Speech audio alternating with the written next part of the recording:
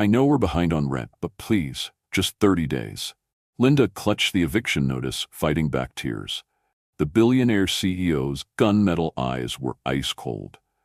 What if I told you there was another way? Her heart stopped. What did he want in return? The mahogany doors of Hudson Industries felt heavier than Linda Owens had imagined as she pushed through them. The eviction notice crumpled in her trembling hand. The marble lobby stretched before her like an ocean of wealth she'd never known, each click of her worn shoes echoing against surfaces that probably cost more than her father's entire medical practice had earned in a year.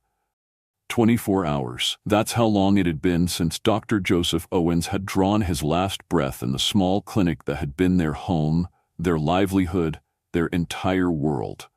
24 hours since Linda's universe had collapsed into a nightmare of medical bills, legal notices, and the crushing weight of responsibility for her 20-year-old sister Judith. The elevator carried her to the 40th floor, where floor-to-ceiling windows offered a view of the city that should have been breathtaking.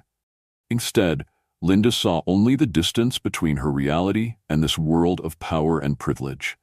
She dressed in her only good dress, navy blue, purchased for her father's funeral just this morning, but felt exposed and inadequate under the scrutiny of polished executives who moved through these halls like they owned the air itself. "Mr. Hudson will see you now," announced a perfectly groomed assistant whose single earring probably cost more than Linda's monthly grocery budget. Kingsley Hudson sat behind a desk that could have served as a landing pad for small aircraft, his presence commanding even in stillness. At 38, he possessed the kind of austere handsomeness that belonged on magazine covers, defined cheekbones, storm-colored eyes that seemed to catalog every detail, dark hair that looked like it had been styled by someone who charged more per hour than most people earned in a week. His charcoal suit was clearly custom-tailored, fitting his athletic frame with mathematical precision. "Miss Owens."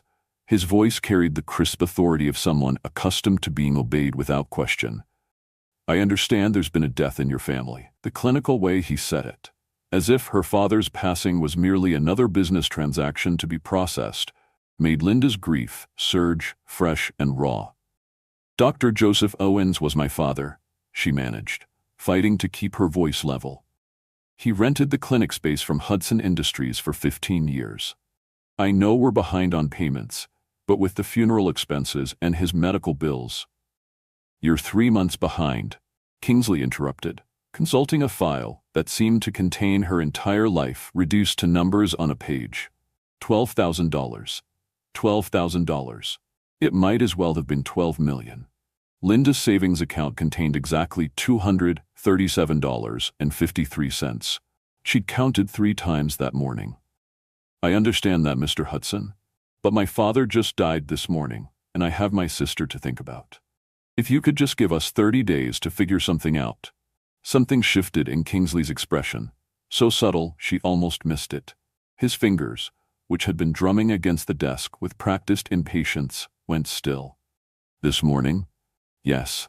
The word came out smaller than she'd intended, the reality of it still too enormous to fully comprehend. Heart attack.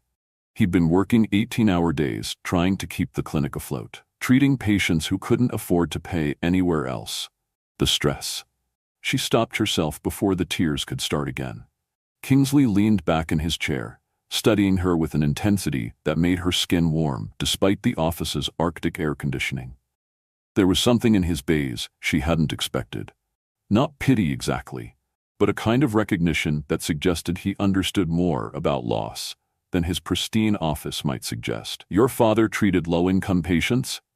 "Anyone who needed help," Linda said, surprised by the question. "That's who he was. Half our patients paid in vegetables from their gardens or services they could trade." He said healing wasn't about profit margins. "And where are you living now?" The question caught her off guard. "We have a small apartment above the clinic." "I suppose we'll need to find somewhere else before the eviction takes effect."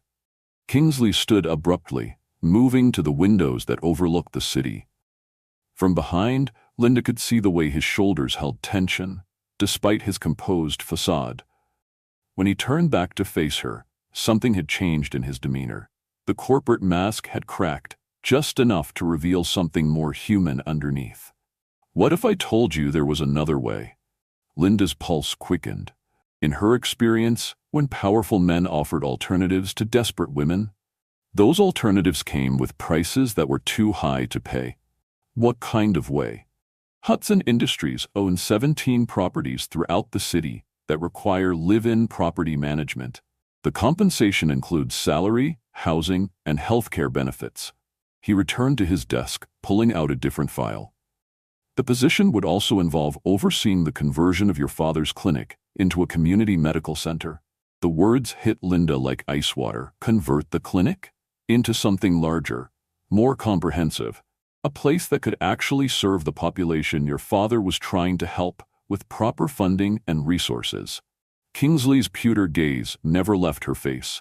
Someone would need to manage the day-to-day operations, coordinate with medical staff, handle community outreach. Linda's mind reeled. It sounded too good to be true, which in her world meant it definitely was.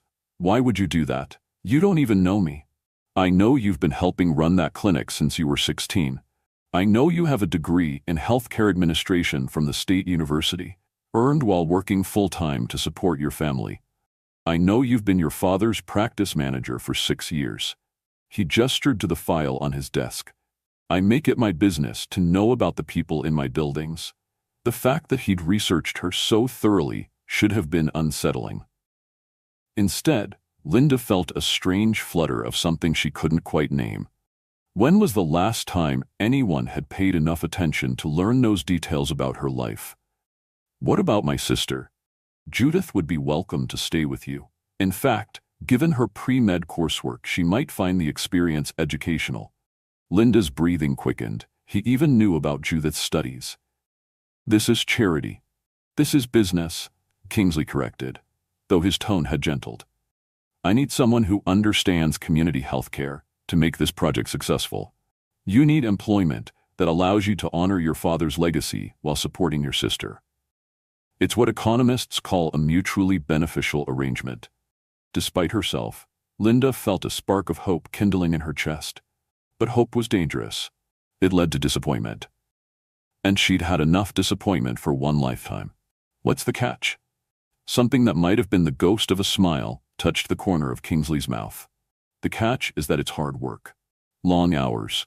You'd be responsible for multiple properties and a complex renovation project.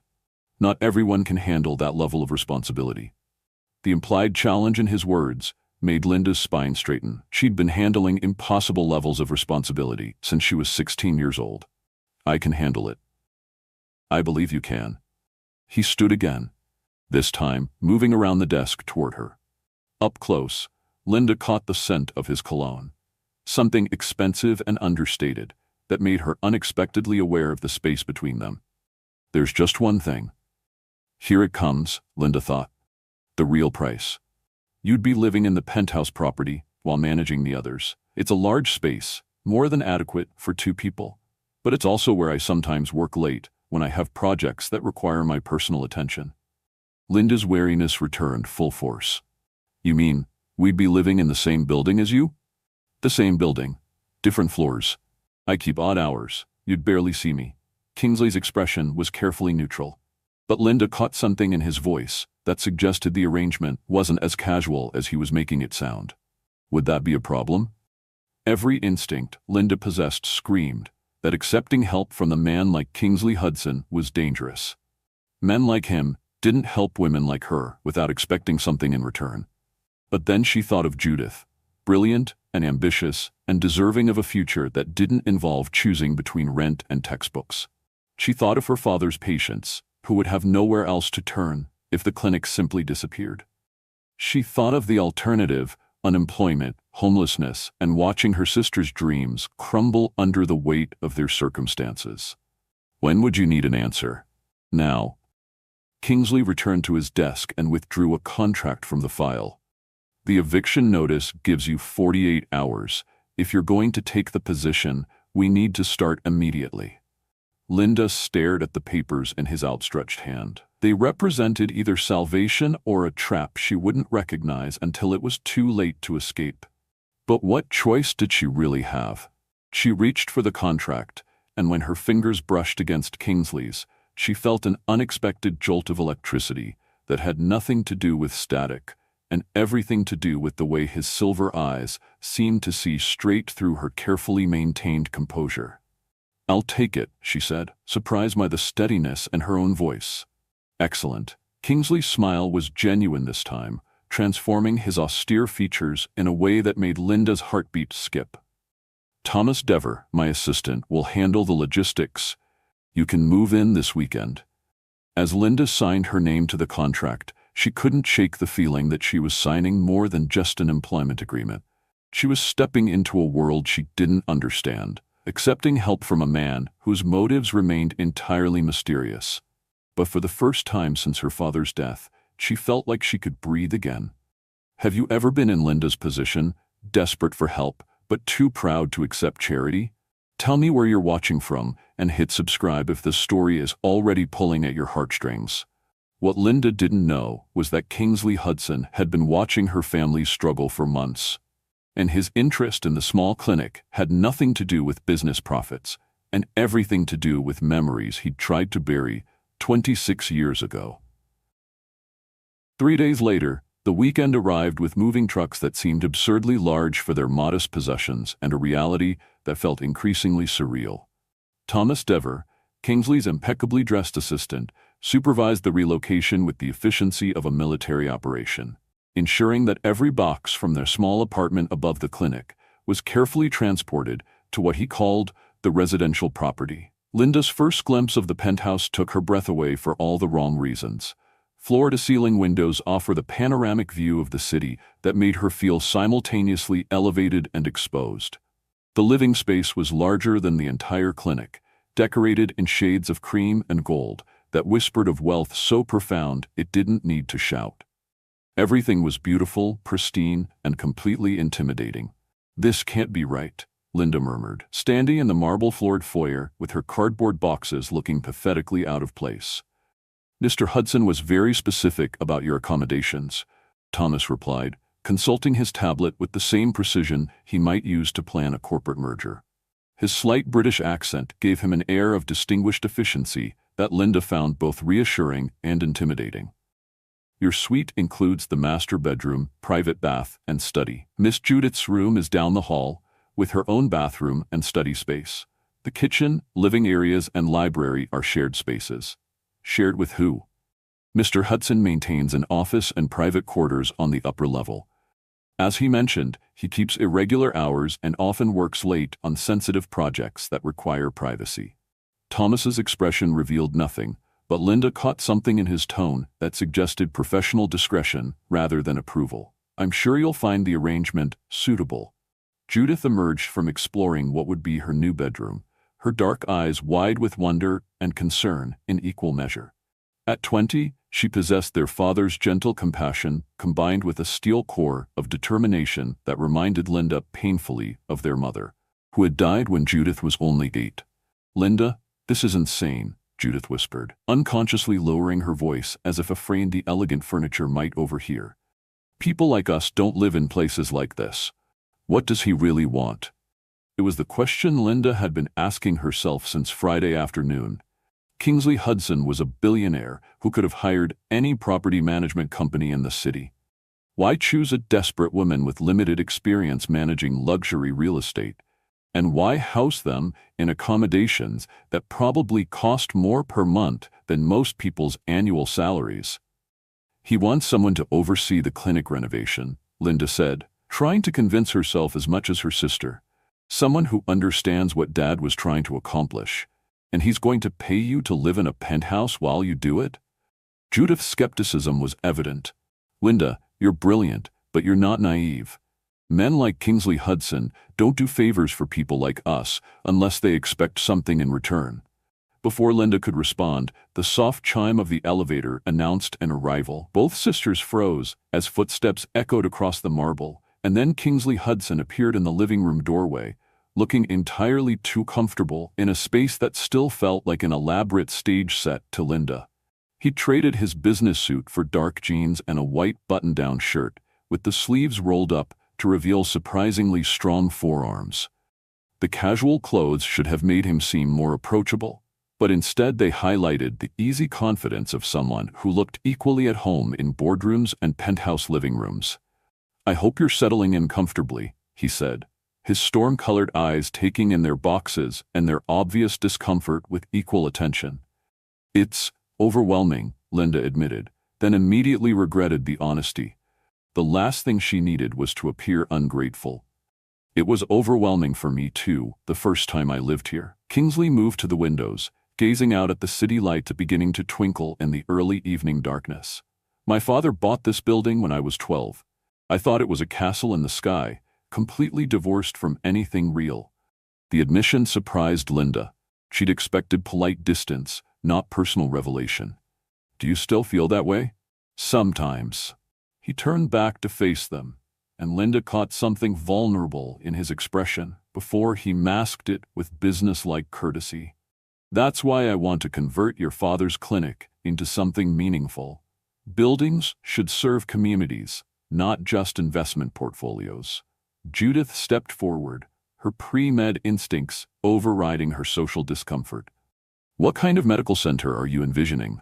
"Full-service community health, primary care, preventive medicine, basic emergency services, mental health counseling, wellness programs, health education."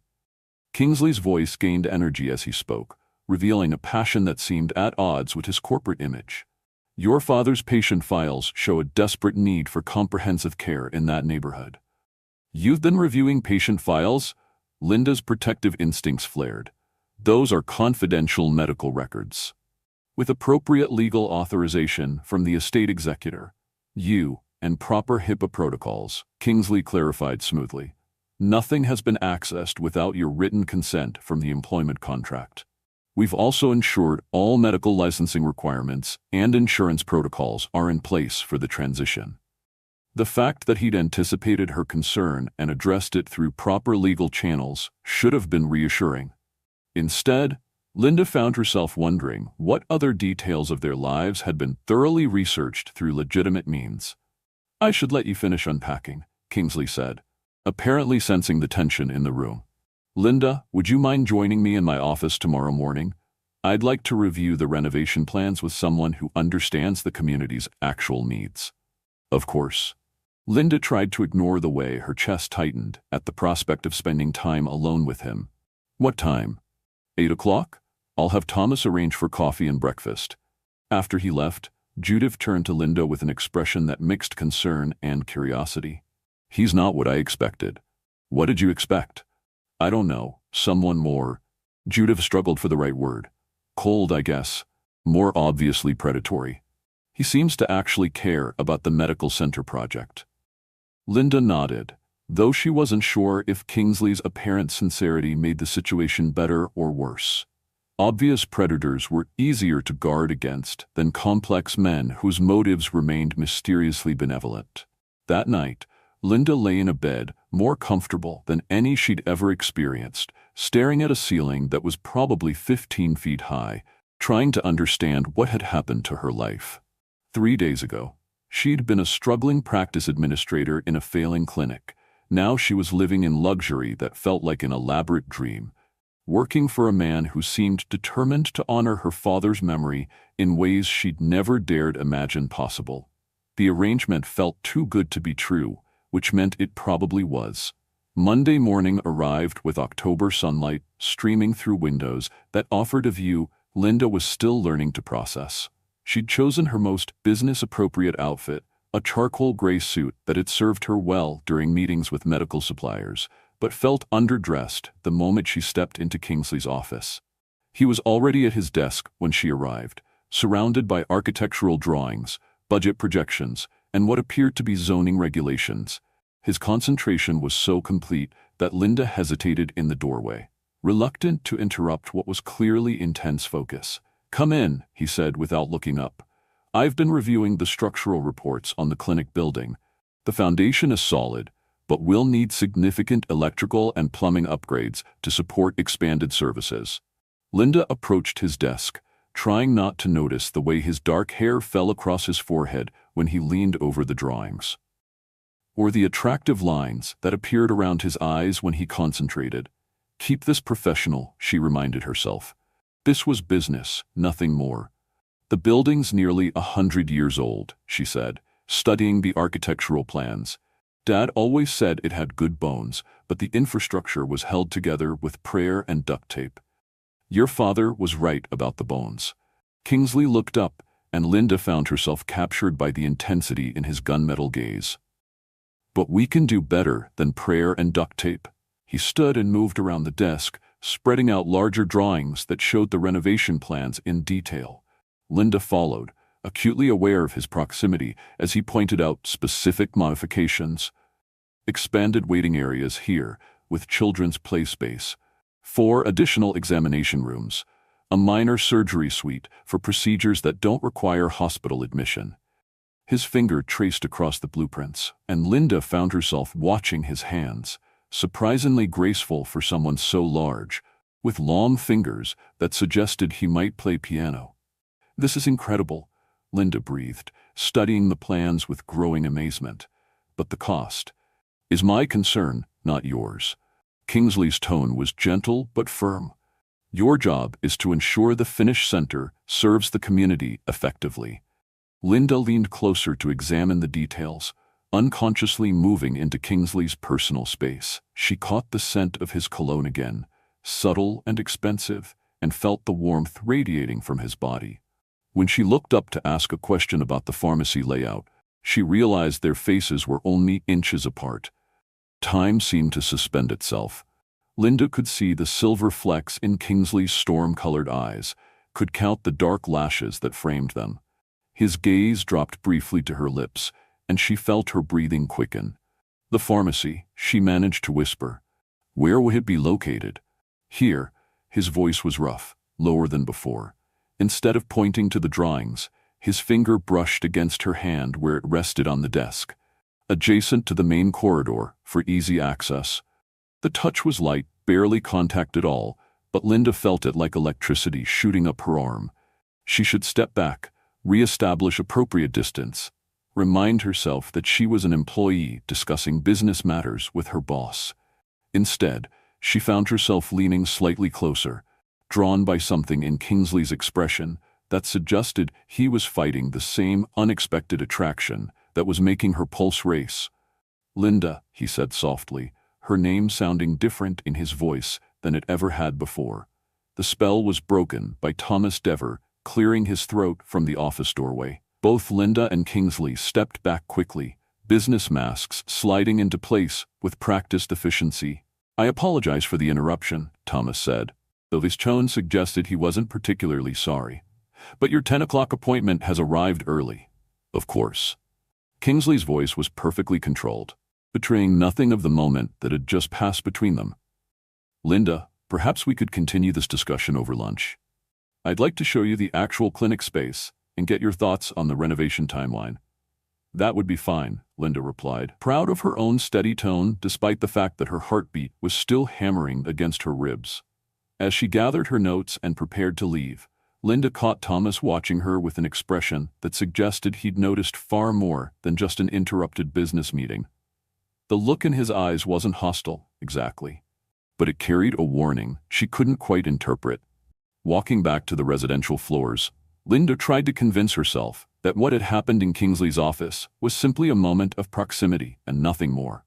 But she could still feel the warmth of his finger against her hand, could still see the way his eyes had darkened when he looked at her lips. Whatever game Kingsley Hudson was playing, Linda was beginning to suspect she was already in far deeper than she'd realized. The following afternoon, lunch turned into an extended tour that stretched far beyond what Linda had anticipated. Kingsley arrived at the clinic in his black Mercedes, but instead of the chauffeur-driven luxury Linda expected, he was behind the wheel himself, sleeves rolled up and tie loosened in a way that made him seem unexpectedly accessible. I thought you'd want to see everything, he said as she slid into the passenger seat, trying not to notice how the leather upholstery probably cost more than she'd earned in 6 months. The clinic, the surrounding neighborhood, the properties that would house medical staff if we can recruit them. The tour revealed a side of Kingsley that Linda hadn't expected. He knew the names of shop owners, asked thoughtful questions about community needs, and demonstrated a genuine understanding of the healthcare challenges facing low-income families. When they stopped at Maria Santos's corner market, the elderly woman greeted him with the kind of warmth reserved for old friends. "Mr. Hudson, you brought the doctor's daughter," Maria said in accented English, embracing Linda like family. "Your papa, he was an angel. He delivered my grandson when the hospital wouldn't take us without insurance."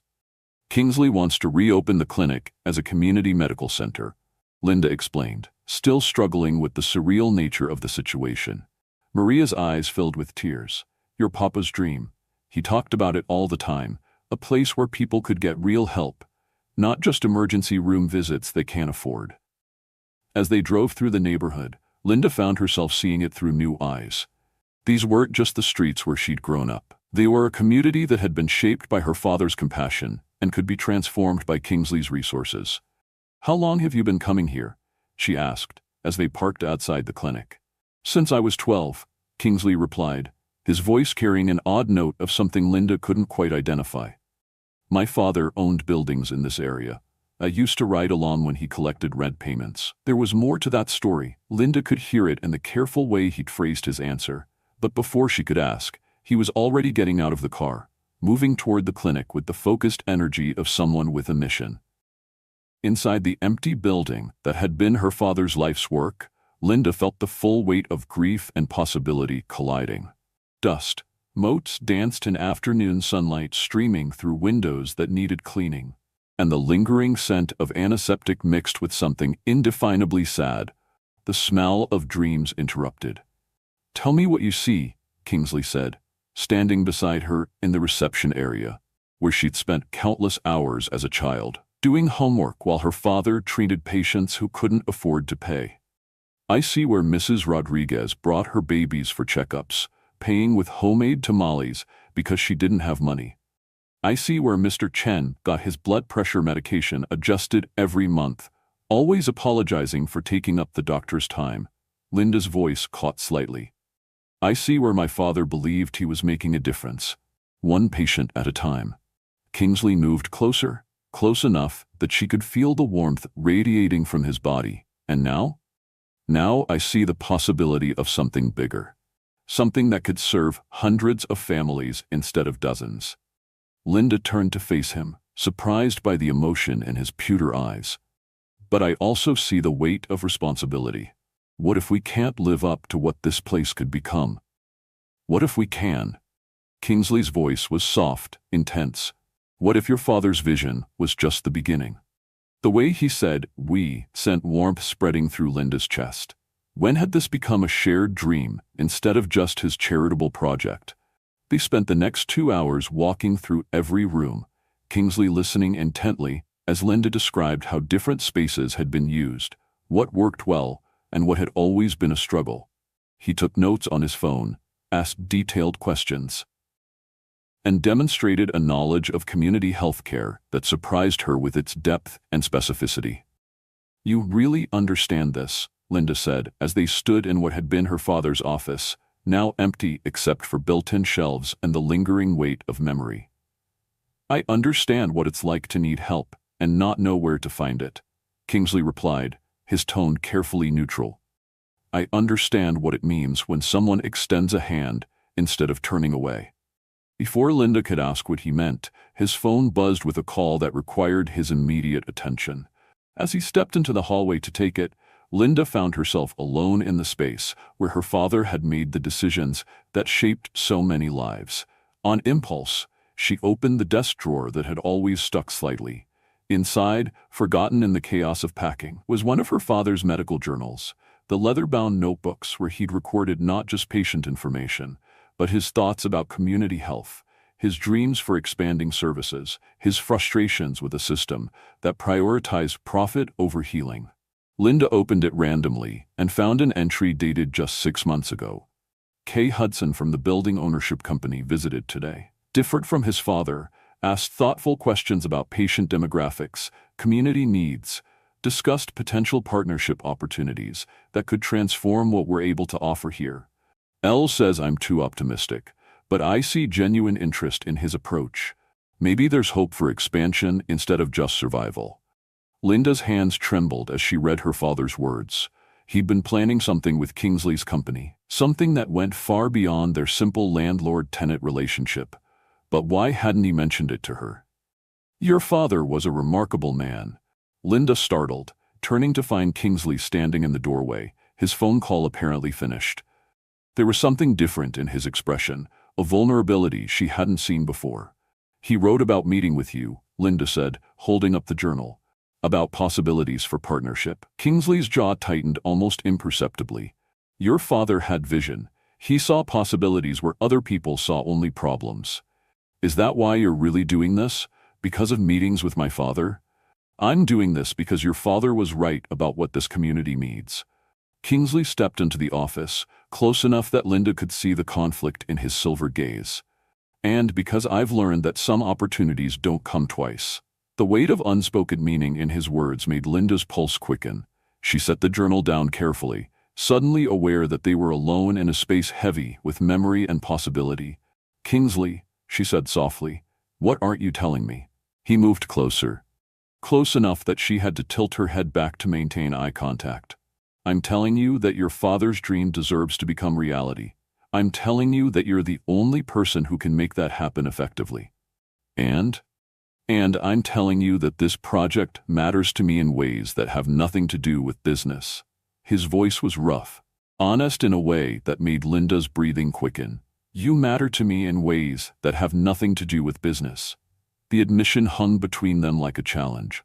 Linda knew she should step back, re-establish the boundaries that were supposed to govern their relationship.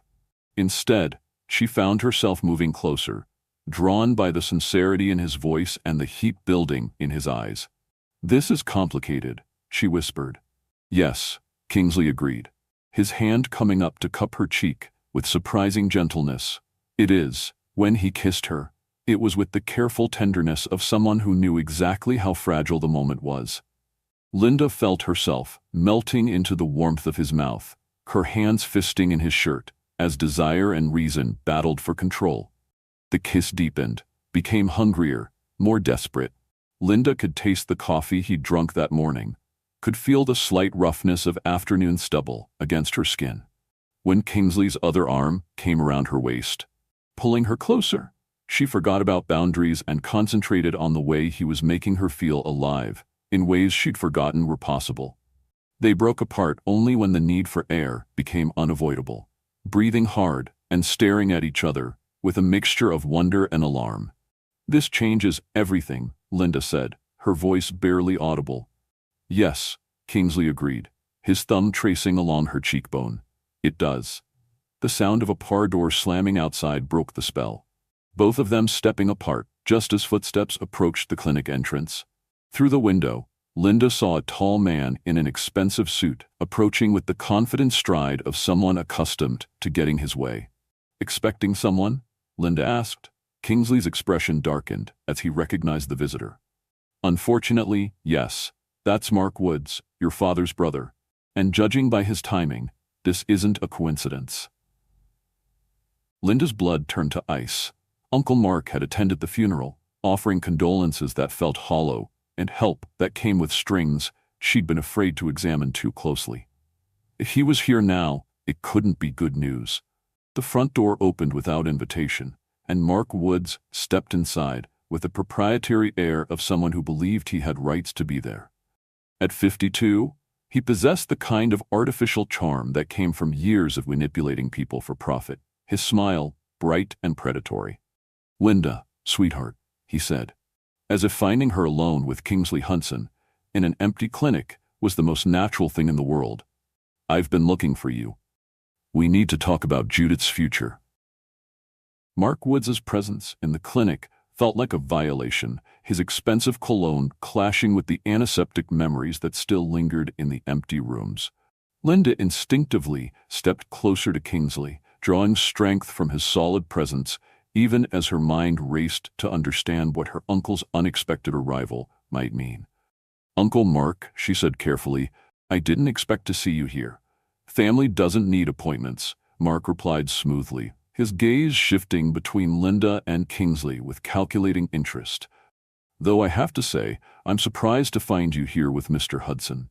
Mixing business with pleasure, are we?" The insinuation in his tone made Linda's cheeks burn, but before she could respond, Kingsley stepped forward with the controlled authority of someone accustomed to dealing with predators. "Mr. Woods," he said, his voice carrying Arctic politeness, "I wasn't aware you had any legal interest in this property." "Oh, but I do." Mark's smile widened, revealing teeth that were too white and too perfect. "You see, my dear brother left quite a few loose ends when he died so suddenly.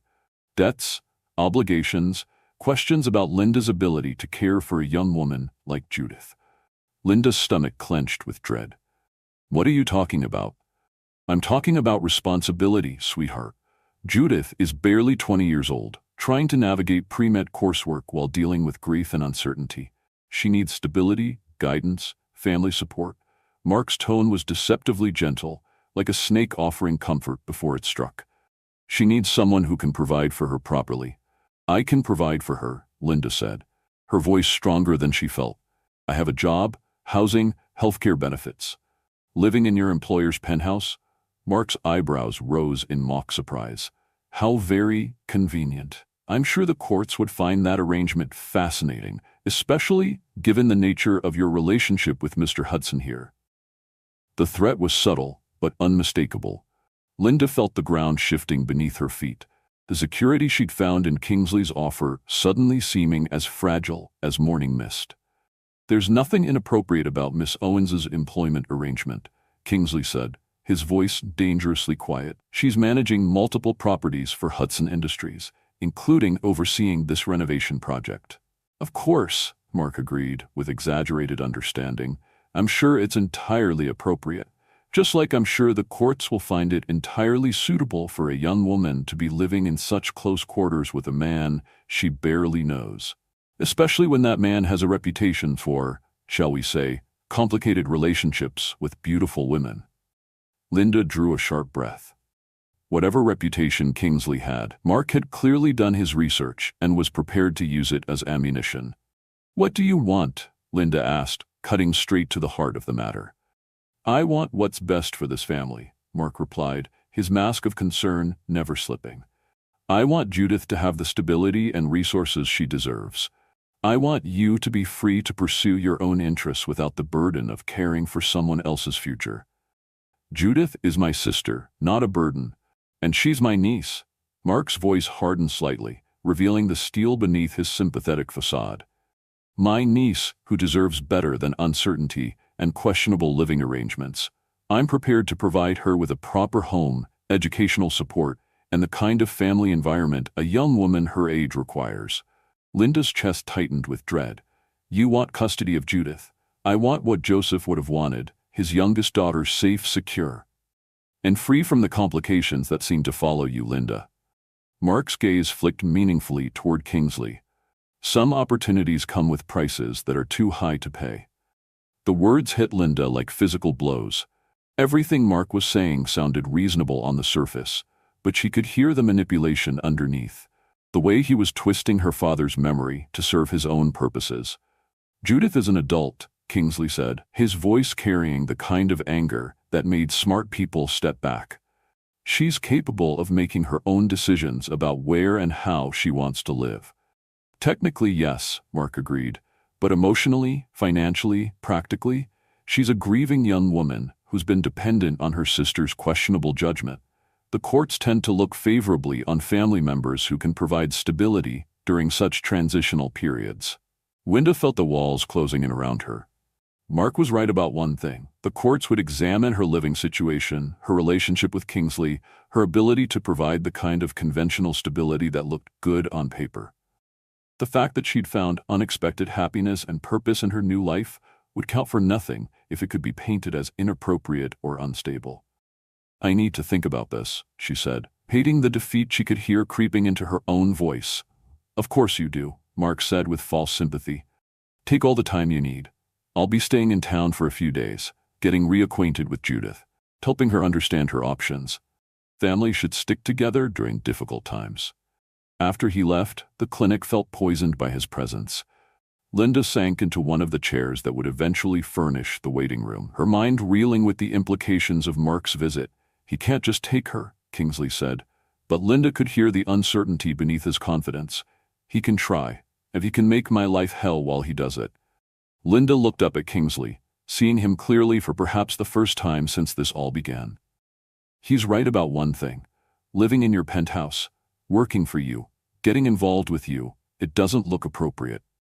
It looks like I'm trading favors for security. You know that's not what this is. I know that. You know that. But what matters is what a judge would think, what a social worker would think, what Judith thinks when Mark starts poisoning her mind against me. Linda stood abruptly, pacing to the window, where she could see Mark's car still parked outside. Maybe he's right. Maybe Judith would be better off with someone who can provide conventional stability. Linda, Kingsley's voice was gentle but firm. Look at me. She turned and found him watching her with an intensity that made her knees weak.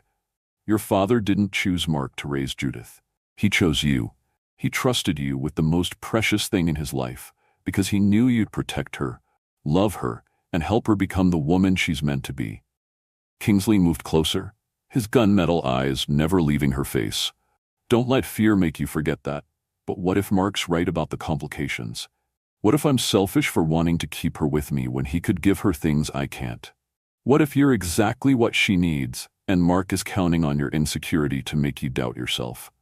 The question hung between them, along with all the other uncertainties that Mark's visit had raised. Linda wanted to believe Kingsley was right, wanted to trust that her instincts about her sister's needs were sound. But doubt was a poison that spread quickly, once introduced.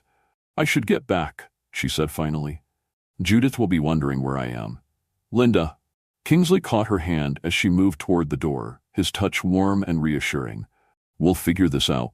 Whatever Mark is planning, whatever legal challenges he wants to create, we'll face them together. The promise in his voice made Linda's heart ache with longing and terror in equal measure. Because Mark had been right about one thing. Getting involved with Kingsley Hudson complicated everything. And some opportunities did come with prices that might be too high to pay. But as she looked into his storm-colored eyes, seeing the determination and something deeper that he wasn't quite ready to name, Linda realized that walking away from him might be an even higher price than fighting for what they'd found together. Together, she repeated softly, the word feeling like both a promise and a prayer. That evening, Linda found Judith in her new bedroom, surrounded by medical textbooks and the kind of study materials that represented dreams too expensive for their old life. The sight should have filled Linda with satisfaction, proof that accepting Kingsley's offer had been the right choice. Instead, it made her stomach clench with worry about how quickly it could all disappear. Uncle Mark came by today, Judith said without looking up from her anatomy textbook. He wanted to take me to dinner. Talk about family obligations and proper guidance. Linda's heartbeat quickened with anxiety.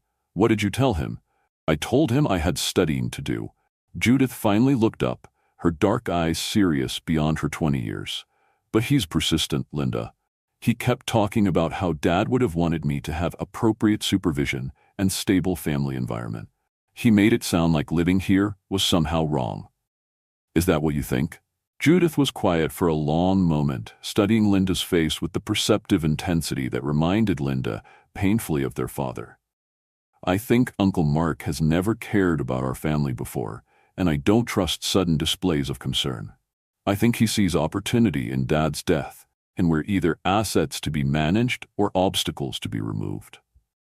The mature insight in her sister's words made Linda's chest tight with pride and protectiveness. And what do you think about living here? About Kingsley? I think he looks at you like Dad used to look at Mom before she died, Judith said simply. I think he's doing things for us that he doesn't have to do, for reasons that go beyond business, and I think Uncle Mark is threatened by that, because it means we're not as vulnerable as he assumed we'd be. Linda felt tears prick at her eyes. When had her little sister become so wise? But I also think, Judith continued, that you're scared of being hacky because you think it means you're being selfish or irresponsible. And that's stupid, Linda. Dad would want you to be happy. He'd want both of us to be happy. Even if it means making choices that look questionable to other people. Especially then. Judith grinned suddenly, looking more like the young woman she was supposed to be. Besides, have you seen this place? I have my own bathroom with a jetted tub. I'm not giving that up for Uncle Mark's appropriate supervision. Despite everything, Linda laughed. So you're staying for the bathroom? I'm staying because you're happy here. Really happy, not just making the best of things happy. Judith's expression grew serious again. Don't let Uncle Mark take that away from us, Linda. Don't let him make you afraid of something good just because it's complicated. That night, Linda lay awake in her luxurious bedroom, staring at the ceiling and thinking about choices, consequences, and the terrifying possibility that she might actually deserve the happiness that seemed within reach. Mark's visit had reminded her how quickly everything could change, how vulnerable they still were despite the security Kingsley offered. But Judith's words echoed in her mind. Don't let him make you afraid of something good just because it's complicated. Maybe it was time to stop being afraid. The following week passed in a blur of architectural meetings, permit applications, and the delicate dance of pretending that the kiss in the clinic hadn't changed everything between Linda and Kingsley. They maintained business facades during daylight hours, but Linda caught him watching her with an intensity that made her skin warm, and she found herself lingering in conversations that should have been brief and impersonal. The tension came to a head on Thursday evening when Linda found herself working late in the makeshift office Kingsley had set up for her in the penthouse library. The space overlooked the city lights, creating an intimate atmosphere that felt far removed from the corporate world they navigated during daylight hours. She was reviewing contractor bids when Kingsley appeared in the doorway. His tie loosened and his sleeves rolled up in a way that suggested he'd been working just as late as she had. "Still at it?" he asked, moving into the room with the quiet confidence that seemed as natural to him as breathing. "The electrical contractor's estimate seems high, but I want to make sure we're not cutting corners on safety." Linda gestured to the spreadsheets covering her desk. "Your father's old building has good bones, but the wiring hasn't been updated since the 1970s. My father." Kingsley's voice carried an odd note, something that made Linda look up from her paperwork. "You keep mentioning him. Should I not?" Kingsley moved to the windows, gazing out at the city with an expression Linda couldn't quite read. "My father wasn't the man people thought he was. His business practices, the way he treated tenants, the communities he profited from." He paused, his jaw tightening. "Let's just say I'm trying to build something different." There was pain in his voice, old and carefully controlled. Linda set down her pen, giving him her full attention. "Is that why the medical center matters so much to you? Because of your father?" "Partly." Kingsley turned back to face her, and Linda saw vulnerability in his pewter eyes that he'd never revealed before. "When I was 12, my mother left. She said she couldn't watch my father destroy communities for profit anymore, couldn't be married to someone who cared more about money than people." Linda felt her chest ache for the boy he'd been, abandoned and confused by adult conflicts he couldn't understand. "Where did she go?" "I don't know. She sent birthday cards for a few years, then nothing." Kingsley's voice was carefully neutral, but Linda could hear the wound that had never properly healed. "My father said she was weak, that she couldn't handle the realities of business. But I remember the fights, the way she'd cry when she thought I couldn't hear. She was protesting what she saw as exploitation," Linda said softly, understanding dawning. She was trying to save her own conscience, and she abandoned her son to do it. The bitterness in Kingsley's voice was sharp enough to cut. "But she wasn't wrong about my father. He was exactly what she said he was."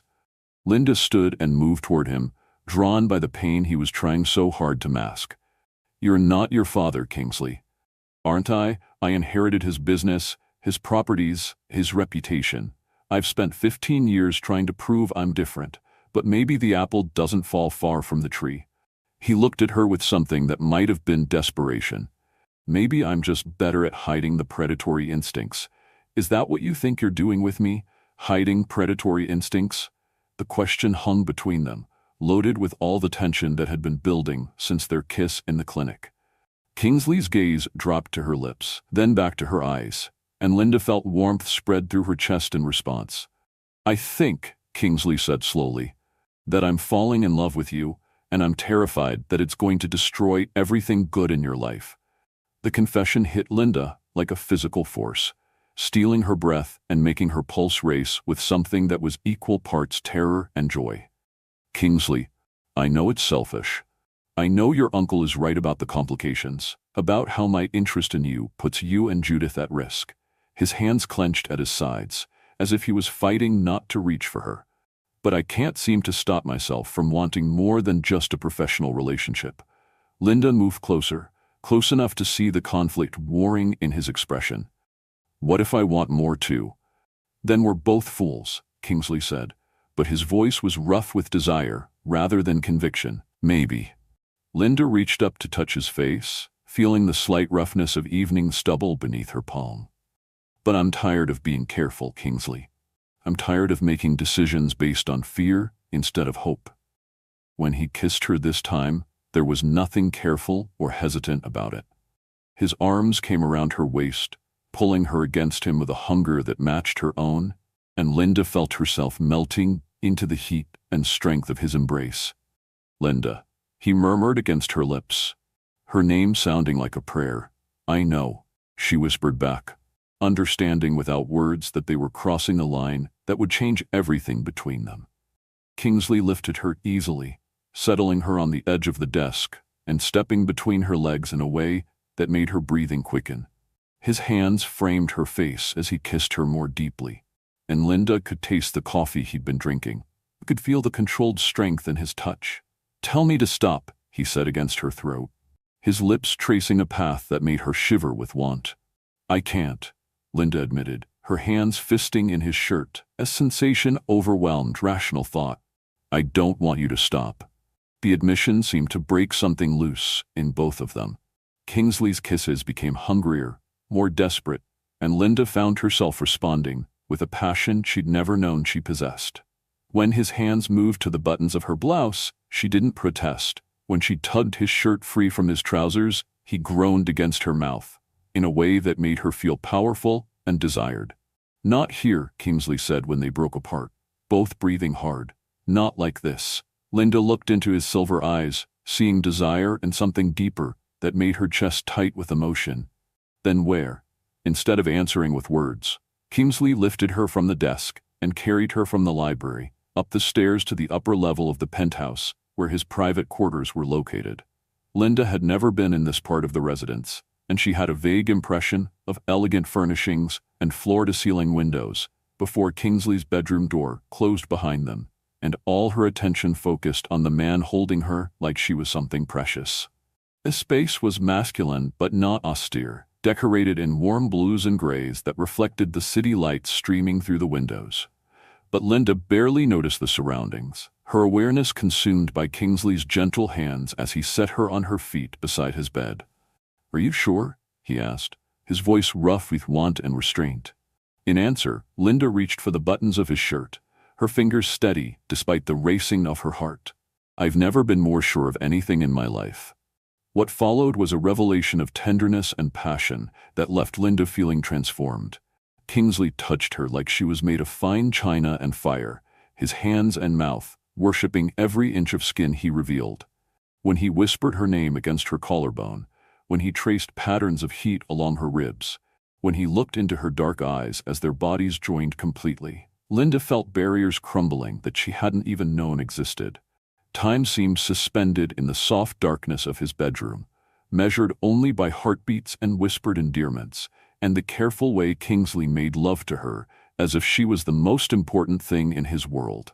When release finally claimed them both, Linda felt tears sliding down her cheeks, not from sadness, but from the overwhelming rightness of being held in his arms, completely known and accepted. "I love you," Kingsley murmured against her hair as they lay tangled together in the aftermath, city lights painting patterns across their skin. "I love you too," Linda whispered back, the words feeling both terrifying and inevitable. They made love again as dawn approached, slower this time, more exploratory, learning the geography of desire and tenderness that would map their relationship going forward. Linda had never imagined that physical intimacy could be so connected to emotional revelation, had never understood how completely she could trust someone with both her body and her heart. When morning light finally forced them to acknowledge the outside world, Linda lay in Kingsley's arms, feeling fundamentally changed. The woman who had walked into Hudson Industries 2 weeks ago, desperate, frightened, and alone, seemed like someone she'd known in another lifetime. "What happens now?" she asked, tracing patterns on Kingsley's chest as he played with her hair. "Now we figure out how to build a life together without letting people like your uncle destroy what we found," Kingsley replied, his voice carrying the quiet determination that had convinced her to trust him in the first place. "It won't be easy. The best things never are." Kingsley tilted her chin up so he could meet her eyes. "But I'm not going anywhere, Linda. Whatever challenges we face them together." The promise in his voice made Linda's heart swell with something she was finally ready to call hope. But even as she kissed him in the growing light of dawn, she couldn't shake the feeling that their happiness was about to be tested in ways neither of them had anticipated. By the time they made it downstairs for breakfast, Judith had already left for her morning classes, but she'd left a note on the kitchen counter that made both Linda and Kingsley smile. "Linda, stopped by to grab coffee and saw your bed hadn't been slept in. About time. Try to be discreet around Uncle Mark though. He called 3 times looking for you. Jay." "Your sister is very observant," Kingsley said, pouring coffee with the satisfied contentment of a man who'd spent the night exactly where he wanted to be. "She's protective," Linda corrected, though she was smiling. "And she likes you, which is more important than you probably realize." "I like her too. She's got your father's compassion and your strength." Kingsley handed Linda a mug, his fingers lingering against hers. "She's going to be fine, Linda. Whatever Mark is planning, whatever legal challenges he wants to create, Judith knows where she belongs." Linda wanted to believe him, wanted to trust that their newfound happiness was strong enough to withstand whatever storms were coming. But the 3 missed calls from Mark suggested that the battle for her sister's future was just beginning. What would you do in Linda's situation? Fight for love, despite the obstacles, or walk away to protect everyone you care about? Let me know in the comments, and don't forget to subscribe for tomorrow's continuation. The calm of Friday morning shattered when Thomas Dever arrived at the penthouse with an expression that immediately put Linda on high alert. She and Kingsley were reviewing final contractor agreements over breakfast, the comfortable domesticity of shared coffee and planning sessions still new enough to feel miraculous. "I apologize for the early interruption," Thomas said, though his tone suggested the news couldn't wait. "But we have a situation that requires immediate attention." Kingsley looked up from the architectural drawings spread across the dining table, his contentment fading as he read Thomas's expression. "What kind of situation?" "Anna Smith from Meridian Development Corporation is downstairs. She's requesting an urgent meeting about mutual interests regarding the clinic property." Thomas's carefully neutral tone didn't quite mask his concern. "She arrived without an appointment and refuses to leave until she speaks with you personally." Linda felt ice forming in her stomach. Who is Anna Smith? "A very aggressive real estate developer who specializes in acquiring undervalued properties and converting them into luxury developments," Kingsley replied, his voice carrying the kind of restrained fury that made smart people step back.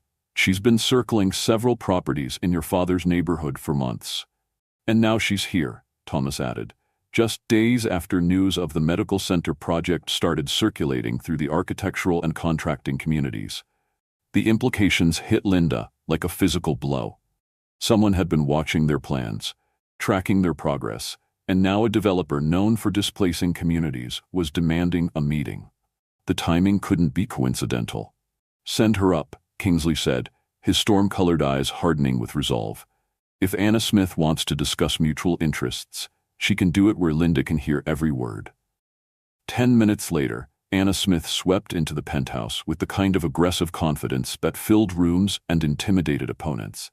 At 45, she possessed the sharp-edged beauty of someone who'd weaponized her appearance for maximum business advantage. Her red hair was styled in a perfect bob that probably required weekly maintenance, and her black suit looked like it had been designed specifically to make men underestimate her intelligence. "Kingsley," she said, extending a manicured hand as if they were old friends.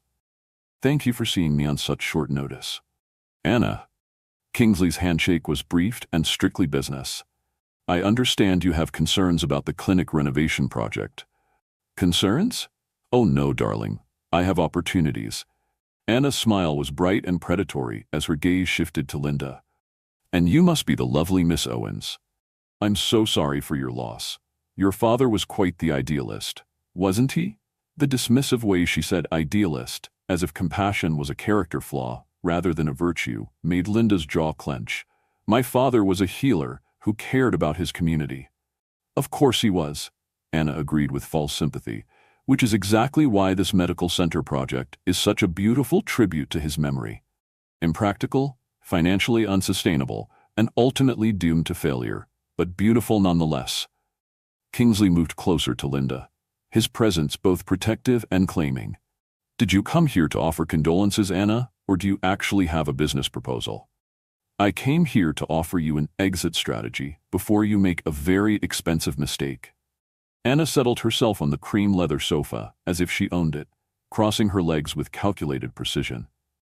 The clinic building is structurally sound, but requires millions in upgrades to meet current medical facility codes. The surrounding neighborhood is economically depressed with limited growth potential. You're essentially throwing money into a sinkhole. That's my decision to make, Kingsley replied, his voice carrying Arctic politeness. Of course it is, but Meridian Development is prepared to take the property off your hands for a price that would more than compensate you for your investment to date. Anna opened her briefcase and withdrew a folder thick with legal documents. We're talking about a significant profit margin, Kingsley. Money you could use for profitable projects instead of charity work. Linda felt her temper rising at the casual dismissal of everything she and Kingsley were trying to build. The medical center isn't charity work. It's community investment. How sweet. Anna's smile never wavered, but her eyes turned calculating. And I'm sure the community will be very grateful right up until the funding runs out and the doors close permanently. Because that's what happens to idealistic projects, Miss Owens. They collapse under the weight of good intentions and inadequate business planning. What exactly are you proposing? Kingsley asked, though Linda could hear the barely contained anger beneath his calm tone. Meridian purchases the clinic property and surrounding buildings for $12 million. You walk away with a substantial profit, and we convert the area into mixed-use development that actually generates sustainable revenue. Anna leaned forward, her voice taking on the practiced cadence of someone closing a difficult sale. Luxury condominiums, boutique retail, high-end dining. The kind of development that brings jobs and tax revenue instead of ongoing financial drain. And displaces every family currently living in the neighborhood, Linda said, understanding dawning with horrifying clarity. Provides them with opportunities to relocate to areas more suited to their economic circumstances. Anna corrected smoothly. Gentrification is just another word for progress, Miss Owens. Communities evolve or they stagnate. The casual cruelty of Anna's worldview took Linda's breath away. This woman was talking about destroying everything Linda's father had spent his life building, about scattering the families he'd served, about turning healing space into profit centers. The answer is no, Kingsley said, standing with the kind of barely restrained fury that made the air itself seem dangerous. The clinic property is not for sale, now or ever. That's unfortunate, Anna replied, apparently unfazed by his rejection. Because Meridian has been working with local family members who share our vision for the neighborhood's future. Sometimes communities need guidance from people with broader perspectives. Linda's blood turned to ice. What family members? Anna's smile turned triumphant. Mark Woods has been very helpful in understanding the complications surrounding this project. He shares our concerns about sustainable development and appropriate resource allocation. The revelation hit Linda like a physical blow. Mark's sudden interest in Judith's welfare, his criticism of her living arrangements, his legal threats. It had all been orchestrated to serve Anna Smith's development plans. You've been working with my uncle, Linda said, the pieces clicking into place with sickening clarity. Mr. Woods approached us with concerns about his niece's welfare and his brother's impractical vision for the neighborhood. He believes, and Meridian agrees, that selling the property would provide substantial financial security for both young women while allowing for more practical development. Anna's tone remained pleasant, but Linda could see the steel beneath the polished surface. He's particularly concerned about certain inappropriate living arrangements that might affect custody decisions. The threat was subtle, but unmistakable. Anna and Mark were working together to force the sale by threatening Judith's custody, using Linda's relationship with Kingsley as ammunition. "Get out," Kingsley said, his voice deadly quiet. "Of course, but Kingsley darling, do consider our offer carefully. Community development projects have a way of becoming very complicated when families disagree about appropriate resource usage." Anna stood gracefully, smoothing her skirt with practiced precision. "It would be unfortunate if legal challenges delayed the renovation indefinitely, wouldn't it?" After she left, the penthouse felt contaminated by her presence. Linda sank into a chair, her mind reeling with the implications of everything Anna had revealed. "She's working with Mark," Linda said, the reality still too large to fully process. "This whole custody threat is about forcing us to sell the clinic property." "It appears so." Kingsley moved to the windows, his jaw tight with barely restrained anger. "Anna Smith doesn't make offers unless she's already identified multiple pressure points to ensure acceptance. And Mark is her pressure point. He threatens to take Judith, makes my living situation look inappropriate, creates legal complications that make the renovation impossible." Linda felt sick with the realization of how thoroughly they'd been manipulated. He never cared about Judith's welfare. She's just leverage. Kingsley turned back to face her, and Linda saw something implacable in his gunmetal eyes. "Then we remove his leverage." "How?" "By making sure Judith's custody is legally unassailable. By documenting the appropriateness of your living and employment situation. And by building a medical center so successful that Mark's objections become irrelevant." Kingsley moved to Linda's chair, kneeling beside it so they were at eye level. "Anna Smith thinks she can manipulate us because she believes we'll choose the path of least resistance. She's about to learn otherwise." Linda wanted to believe in his confidence, wanted to trust that their love was strong enough to withstand this kind of calculated assault.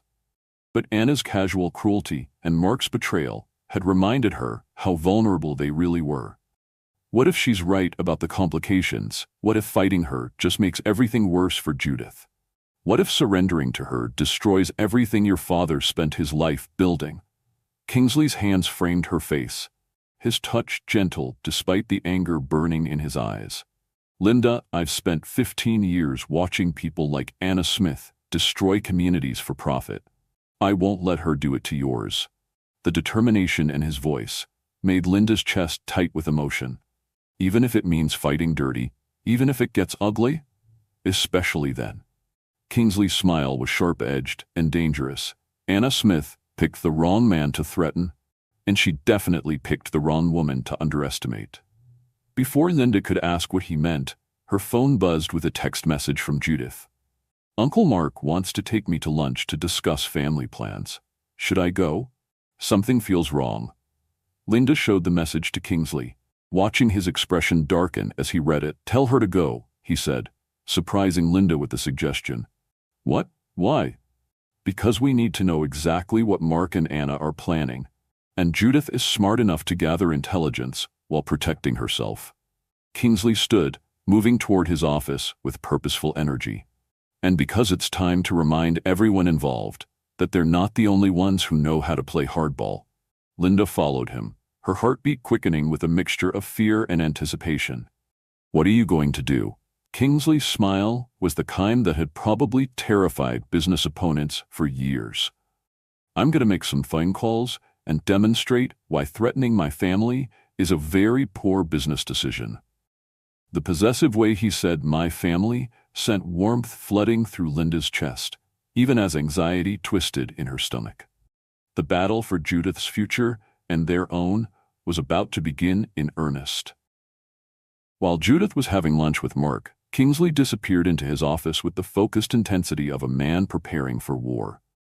Linda could hear him making phone calls, his voice alternately charming and coldly authoritative as he spoke with lawyers, investigators, and what sounded like government officials who owed him favors. 3 hours later, when Judith returned from her lunch looking shaken and angry, Kingsley emerged from his office with the satisfied expression of someone who'd just moved several chess pieces into devastating positions. "How did it go?" Linda asked, studying her sister's face for signs of manipulation or distress. "Uncle Mark is even worse than we thought," Judith said, collapsing into one of the leather chairs with the exhausted air of someone who'd been fighting a battle. "He spent the entire meal trying to convince me that you're unstable, that living here is inappropriate, and that I'd be much happier in a proper family environment with him and his new girlfriend." Linda's stomach clenched. "His girlfriend?" "Anna Smith." Judith's voice was flat with disgusted understanding. "Apparently, they've been getting to know each other since Dad's funeral. She was very interested in hearing about our living arrangements, our daily routines, and whether you seem emotionally dependent on Mr. Hudson." The revelation that Mark and Anna's relationship was personal as well as professional made Linda feel sick. Her uncle hadn't just betrayed her father's memory for money. He'd chosen a romantic partner who shared his willingness to destroy communities for profit. "What did you tell them?" Kingsley asked, settling into the chair beside Linda with predatory calm. "I told them that Linda has never been happier or more stable, that you've been nothing but respectful and generous, and that I'm perfectly capable of making my own decisions about where I want to live." Judith's jaw set with stubborn determination. "I also told them that Dad would be ashamed of Uncle Mark for trying to profit from his death." "How did they react to that?" Anna got that scary smile that doesn't reach her eyes, and Uncle Mark started talking about legal realities and inappropriate influences. Judith looked directly at Linda, her dark eyes serious. "They're going to file custody papers, Linda. Anna has lawyers who specialize in family protection cases, whatever that means." Linda felt the walls closing in around them. Legal challenges would be expensive, time-consuming, and publicly humiliating. Even if they won, the process would destroy any chance of maintaining the peaceful life they'd begun to build. "Let them file," Kingsley said, his voice carrying the kind of quiet confidence that had convinced Linda to trust him in the first place. "I spent the afternoon making some calls of my own." "What kind of calls?" Linda asked, though she wasn't sure she wanted to know the answer. "The kind that remind people like Anna Smith and Mark Woods that their actions have consequences." Kingsley's smile was sharp-edged and dangerous. "My investigators work very efficiently when properly motivated. Anna's development company has been cutting corners on safety inspections for 3 years, using substandard materials and bribing officials to overlook code violations. The city building department will be conducting surprise inspections of all Meridian properties starting Monday morning." Linda stared at him in amazement. "You found all that in 3 hours? I have very good investigators, and Anna has been sloppy about covering her tracks." Kingsley leaned back in his chair, clearly enjoying Linda's shocked expression. As for Mark, his concern for Judith's welfare becomes somewhat suspect when you consider that he's been living off unemployment benefits while claiming to run a consulting business that exists only on paper. He's been lying about having a job. Among other things, his girlfriend has been paying his rent and credit card bills for the past 6 months, which suggests his interest in gaining custody of a young woman with a wealthy benefactor might be financially motivated. Judith laughed suddenly, the sound bright with relief and vindication. "You mean he's basically a kept man trying to steal me so Anna can steal the clinic property?" "That's exactly what I mean." Kingsley's expression grew serious as he turned to Linda. "More importantly, I've retained Catherine Morgan as our family law attorney. She's the best custody lawyer in the state, and she's already begun documenting everything that makes Mark an unsuitable guardian." Linda felt tears pricking at her eyes, not from sadness, but from overwhelming gratitude for this man who transformed their desperate situation into a winnable battle. "Kingsley, I don't know how to thank you." "Don't thank me yet. Anna Smith doesn't give up easily, and she's about to get very desperate." Kingsley stood, moving to the windows that overlooked the city, where their enemies were presumably planning their next move. When cornered, people like her tend to get vicious. As if summoned by his words, Linda's phone rang with a call from an unknown number. She answered cautiously, putting it on speaker so the others could hear. "Miss Owens, this is Detective Sarah Martinez with the city police. I need to speak with you about some serious allegations regarding your living situation and your sister's welfare. Linda's blood turned to ice. What kind of allegations? I'd prefer to discuss this in person. Can you come to the station this afternoon? Or would you prefer that I come to you? Of course, 2 o'clock. After Linda hung up, the penthouse felt charged with dangerous tension. Anna and Mark had escalated their attack, bringing in law enforcement to add official weight to their accusations. They're not wasting time, Judith said, her voice tight with worry. Neither are we. Kingsley was already reaching for his phone. Catherine will meet us at the police station. And Linda, there's something else you should know before we go. The serious tone in his voice made Linda's stomach clench with new anxiety. What? I had my investigators look into your father's medical records, his financial situation, the circumstances surrounding his death. Kingsley's expression was carefully controlled, but Linda could see conflict warring in his eyes. There are some things about the timing of his heart attack that don't add up. Linda felt the world tilt beneath her feet. What do you mean? Your father was in better health than his death certificate suggests. His recent cardiac tests were normal, his blood pressure was controlled, and he'd been managing stress effectively with medication. Kingsley moved closer to Linda, his voice gentle but implacable. Someone may have wanted him out of the way before he could finalize arrangements that would have protected the clinic. The implication hit Linda like a physical blow. You think someone killed my father? I think your father's death was very convenient for people who wanted to acquire his property, and the medical examiner's report contains inconsistencies that warrant investigation. Judith made a sound of horrified understanding. If Dad had lived long enough to complete whatever arrangements he was making with Hudson Industries, Uncle Mark and Anna wouldn't have had any legal standing to interfere. Exactly. Kingsley's jaw was tight with barely contained fury, which means this isn't just about custody or property development. This is about covering up what might be murder. Linda sank into her chair, overwhelmed by the magnitude of what Kingsley was suggesting. Her father hadn't just died from stress and overwork. He might have been killed to clear the way for Anna Smith's development plans. We have to prove it, she said, surprising herself with the steadiness in her own voice. We will. Kingsley knelt beside her chair, taking her hands in his. But first, we deal with the police investigation and the custody threat. One battle at a time. Linda looked into his storm-colored eyes, seeing love and determination and the kind of protective fury that could move mountains. Promise me something. Anything. Promise me that when this is over, when we've stopped Anna and Mark and proven what they've done, we'll build something beautiful from all this ugliness. Promise me we'll make the medical center everything my father dreamed it could be. Kingsley's smile was fierce with promise. I promise you that, and more. We're going to build a life together that honors everything your father believed in. When he kissed her, Linda tasted hope and determination, and love strong enough to withstand whatever storms were coming. But even as she lost herself in the warmth of his embrace, she couldn't shake the feeling that their real battle was just beginning. 2 hours later, sitting in Detective Martinez's office with Catherine Morgan beside her, Linda learned exactly how vicious Anna Smith could be when cornered.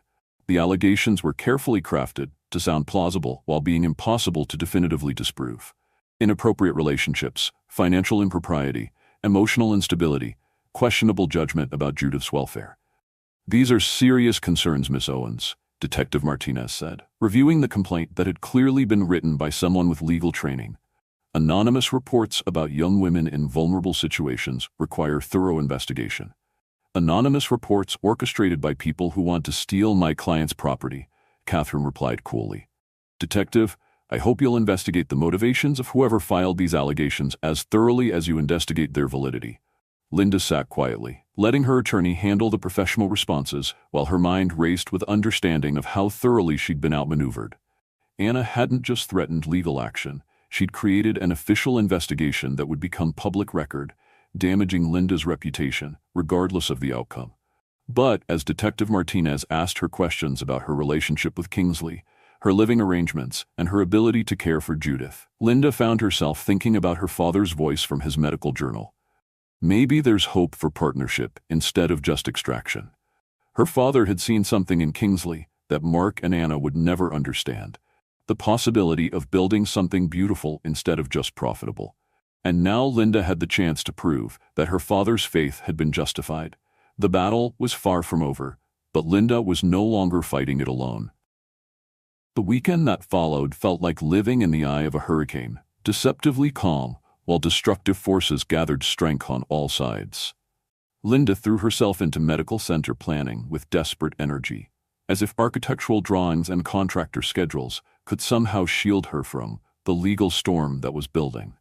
Kingsley seemed to sense her need for productive distraction, involving her in every decision about equipment specifications, staff recruitment, and community outreach programs. They worked side by side in his office, their professional collaboration deepened by the intimacy they discovered and the shared determination to honor her father's legacy. But beneath the surface calm, Linda could feel the tension building.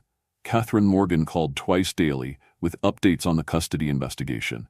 Detective Martinez had interviewed 3 neighbors, 2 of Judith's professors, and the landlord of their old apartment. Anna Smith's lawyers had filed preliminary custody papers, and Mark had been granted temporary visitation rights that he was exercising with calculating persistence. "He's documenting everything," Judith reported after her 3rd forced lunch with Mark in 4 days.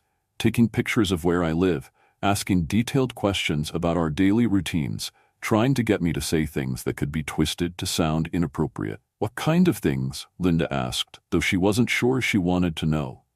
"Whether you and Mr. Hudson share meals, whether he's ever in the residential areas when you're not fully dressed, whether you seem emotionally dependent on his approval."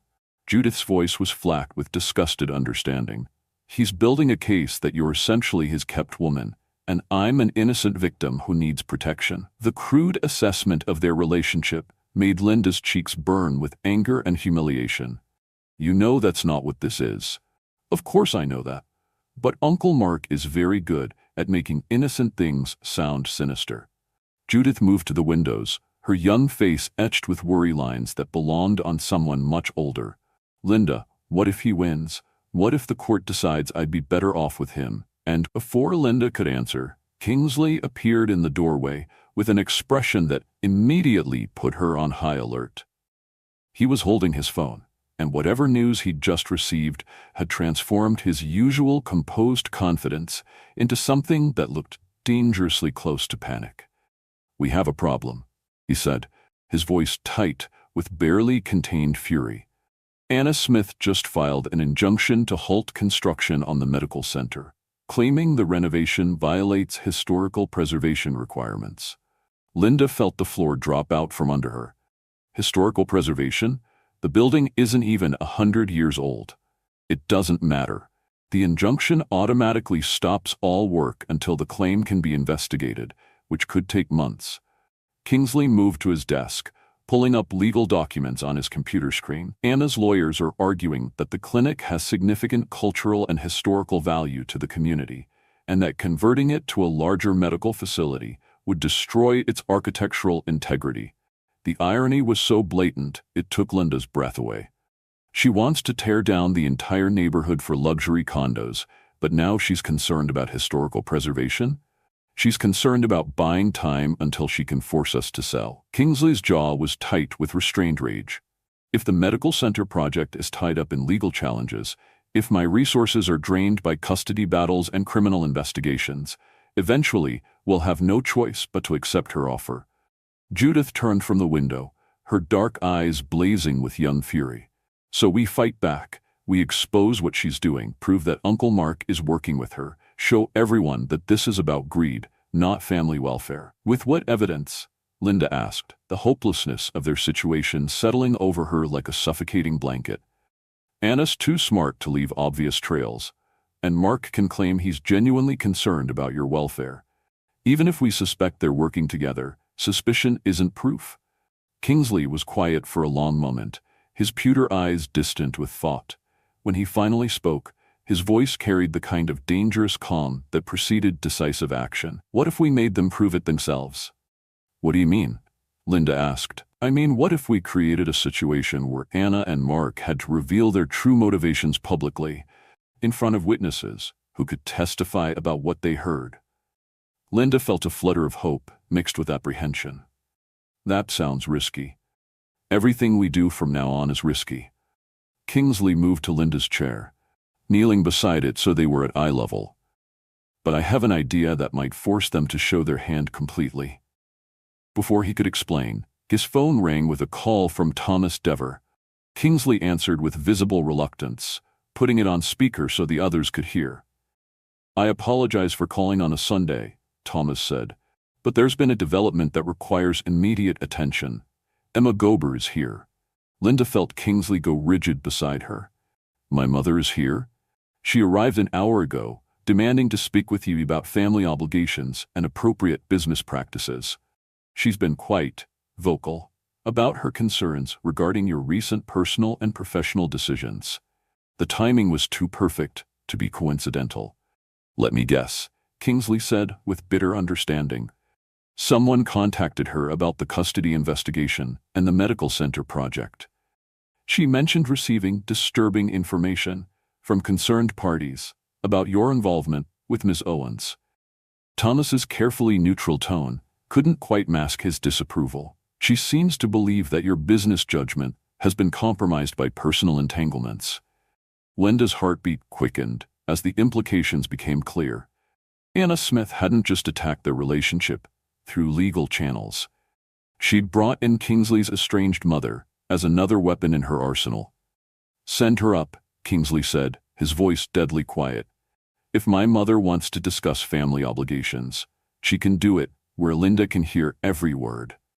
After he hung up, Linda found herself facing the prospect of meeting the woman who'd abandoned Kingsley when he was 12 years old, who'd chosen her own moral purity over her son's welfare, and who'd apparently been convinced that Linda was a destructive influence on his life. You don't have to stay for this, Kingsley said, reading the anxiety in her expression. Yes, I do.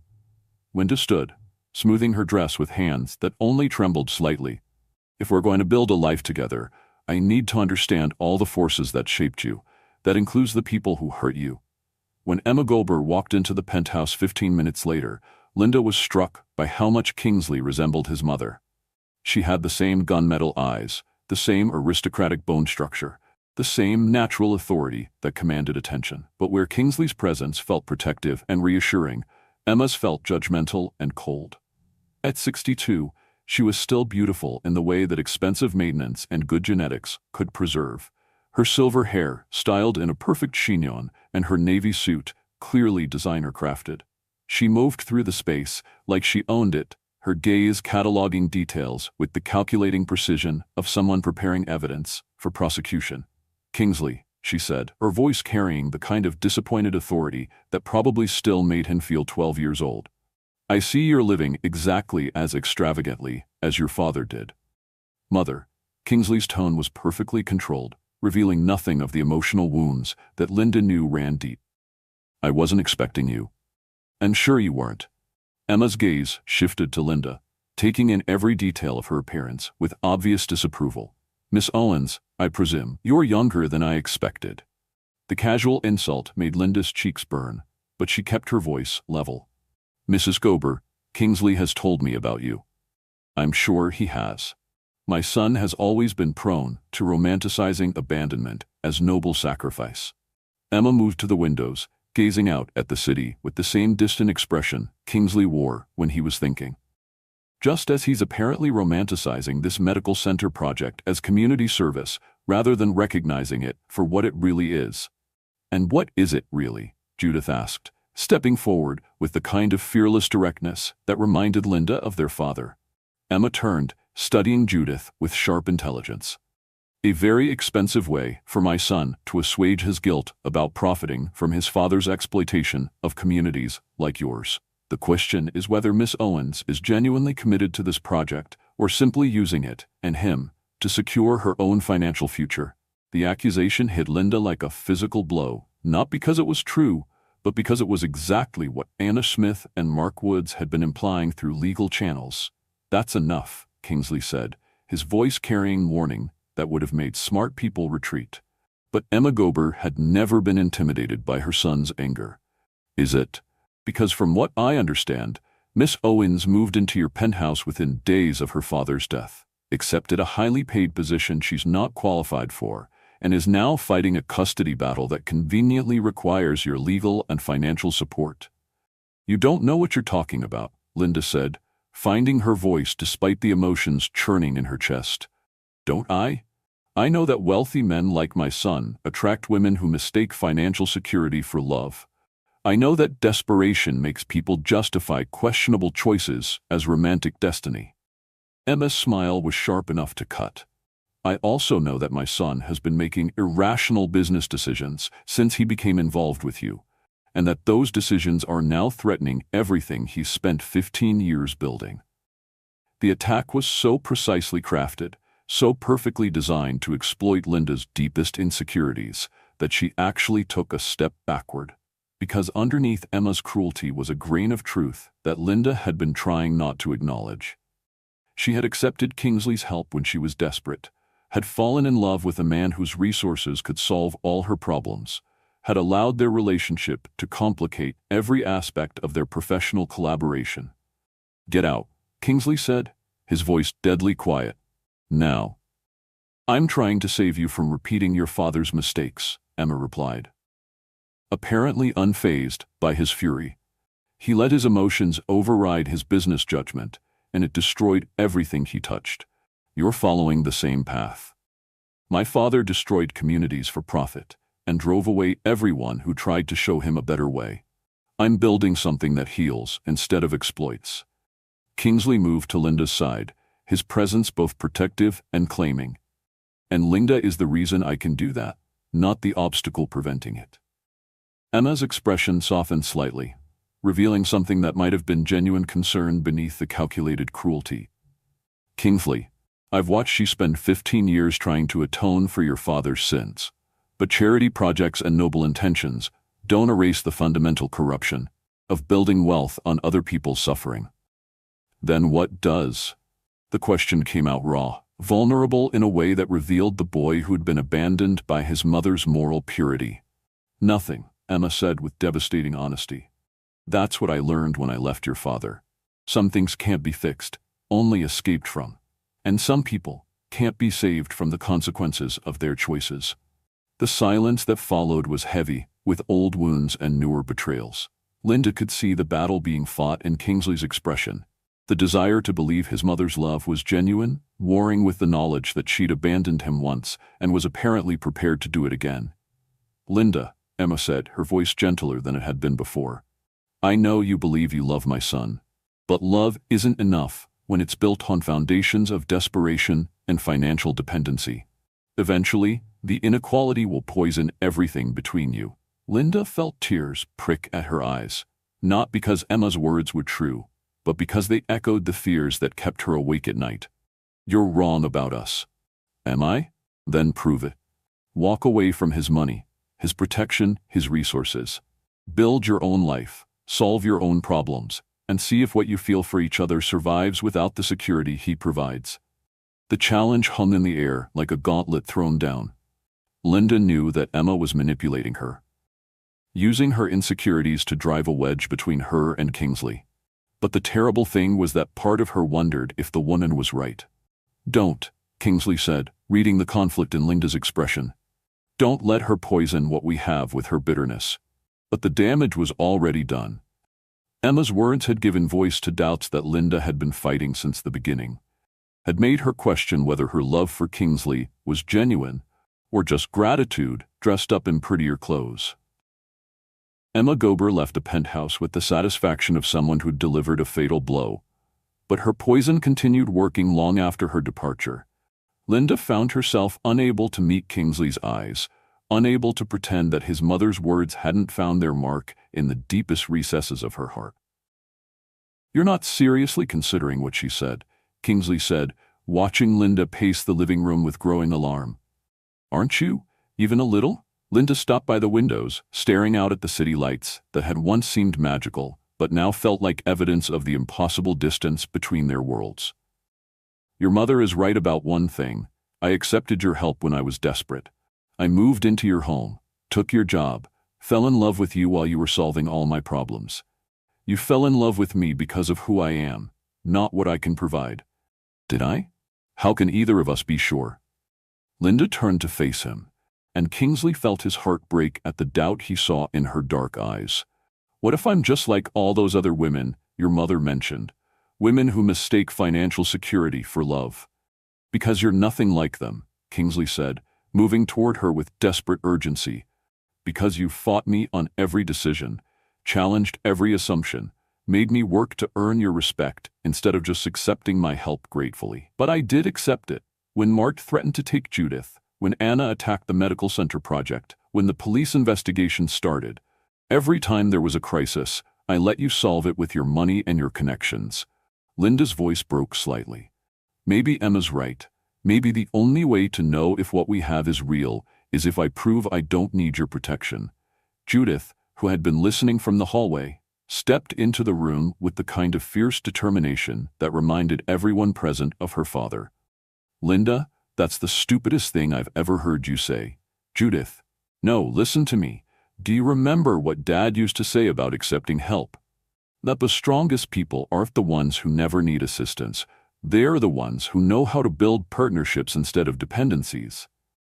Judith moved to Linda's side, her young face blazing with conviction. You didn't just accept Rooster Hudson's help. You turned his charity into a collaboration. You made his resources serve Dad's vision instead of replacing it. Your sister is right, Kingsley said, hope flickering in his chest as he saw Linda wavering. The medical center isn't my project anymore, Linda. It's ours, and it wouldn't exist without your passion, your knowledge, your connection to the community. But before Linda could respond, Thomas Devers' voice came through the intercom with news that shattered any possibility of resolution. I apologize for the interruption, but there's been an emergency. Miss Judith collapsed at the university library and has been taken to City General Hospital. Linda's world stopped. What? The paramedics said she was conscious but experiencing severe abdominal pain and nausea. Dr. Richards is meeting you there.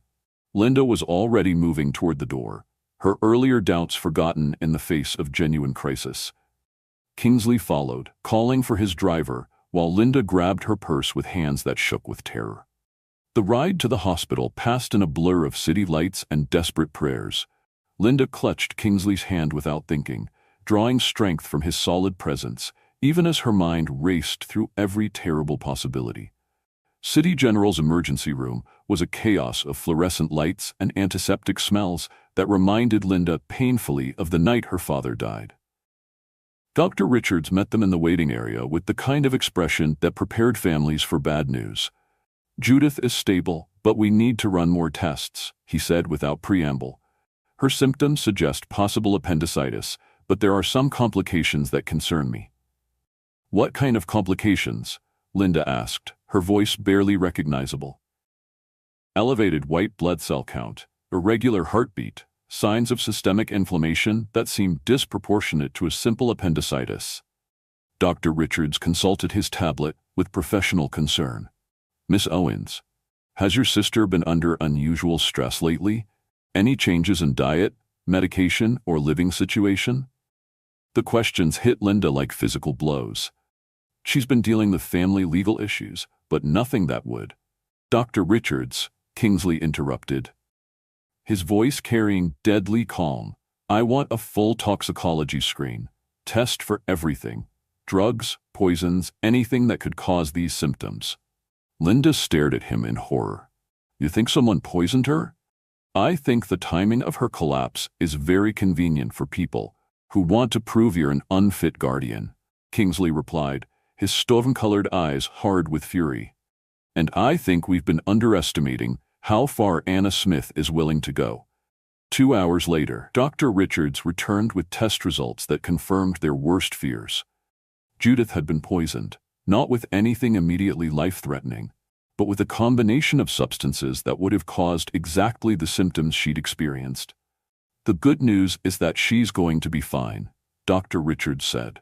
We've started treatment to flush the toxins from her system, and she should be able to go home tomorrow. The bad news? Linda asked. Though she already knew. The bad news is that someone deliberately gave her these substances, probably over the course of several days. The dosage was carefully calculated to cause illness without permanent damage. Linda felt sick with understanding. Mark, he's been taking her to lunch 3 times this week.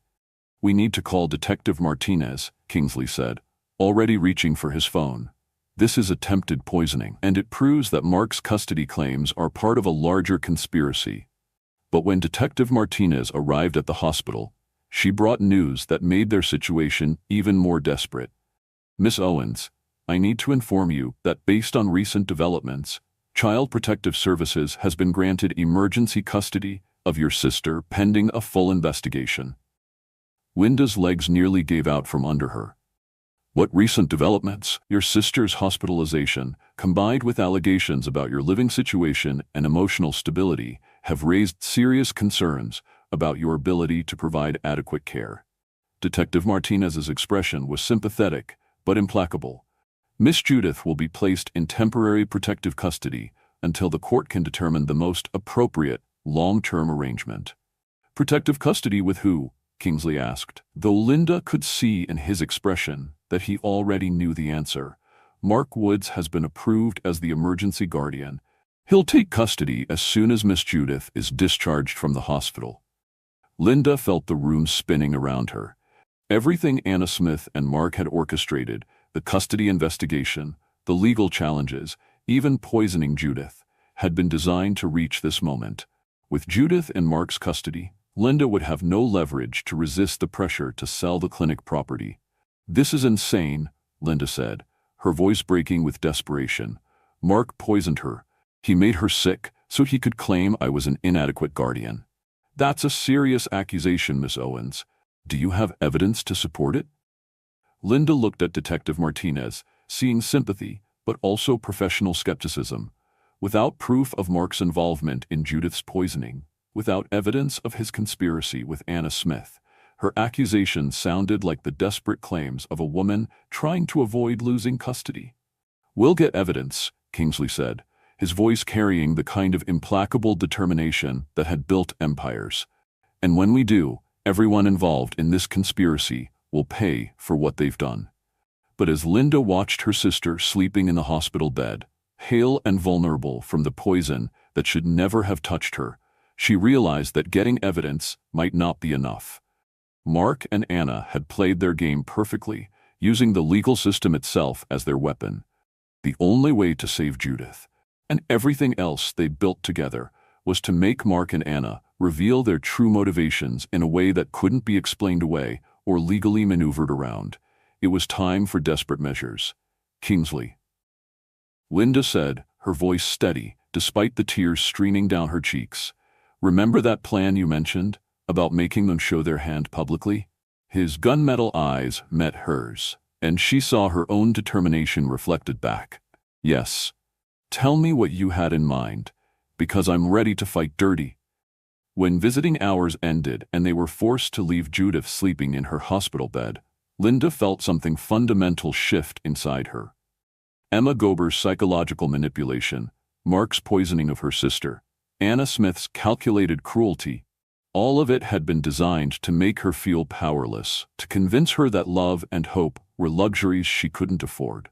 But looking at Kingsley as they rode the elevator down from Judith's floor, seeing the fierce protectiveness in his expression and the way his hand held hers like an anchor in a storm, Linda realized that Emma had been wrong about everything that mattered.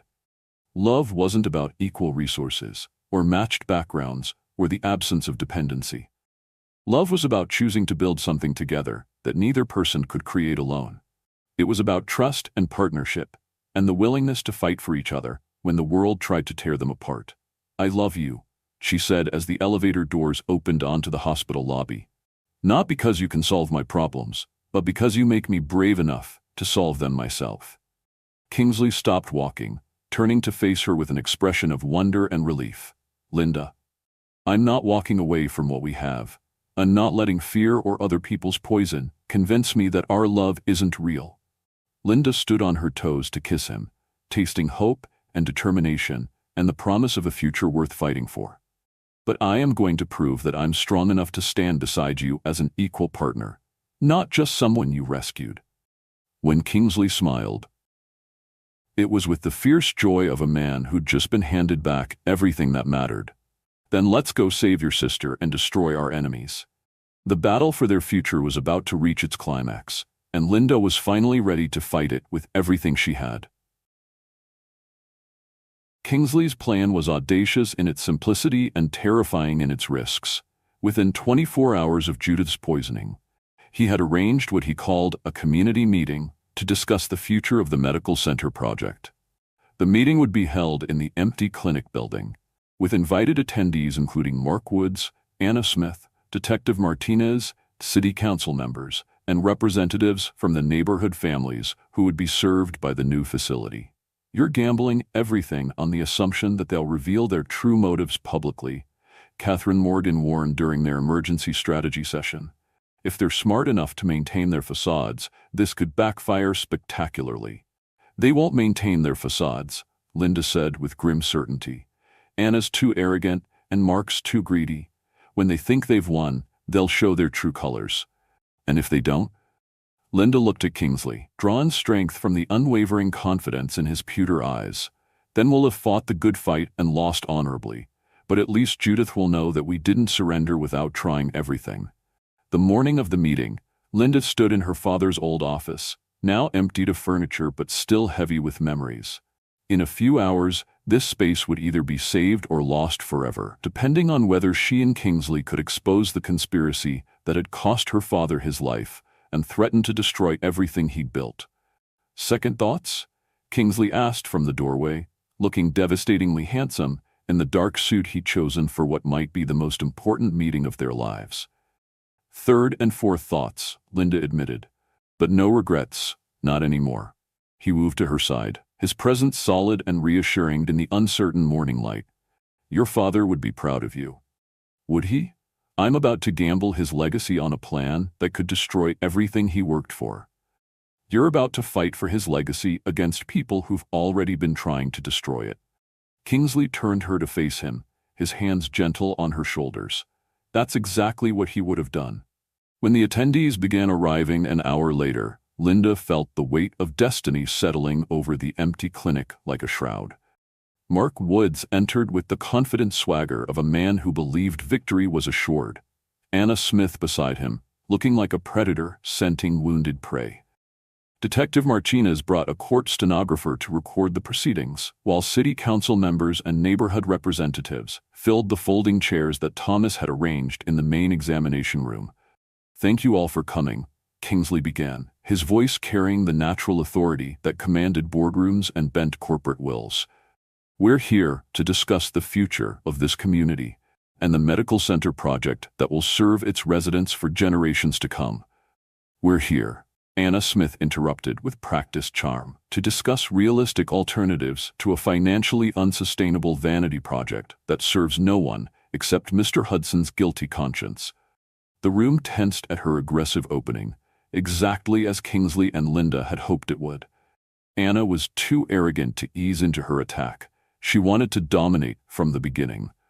"Miss Smith," said Councilmember Rodriguez, "perhaps you could explain Meridian Development's interest in this particular property." "Meridian has a responsibility to this community to ensure responsible development that creates jobs, generates tax revenue, and provides housing options that people can actually afford."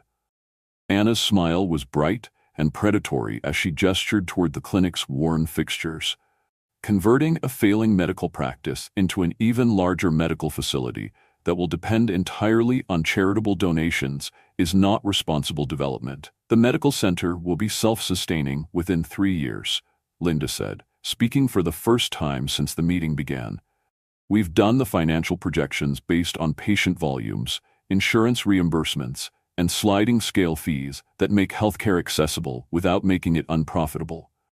Mark Woods leaned forward with false concern. "Linda, sweetheart, I know you want to honor your father's memory, but you're not qualified to make these kinds of financial projections. You're grieving, you're under stress, and you're being influenced by people who don't understand the realities of community healthcare."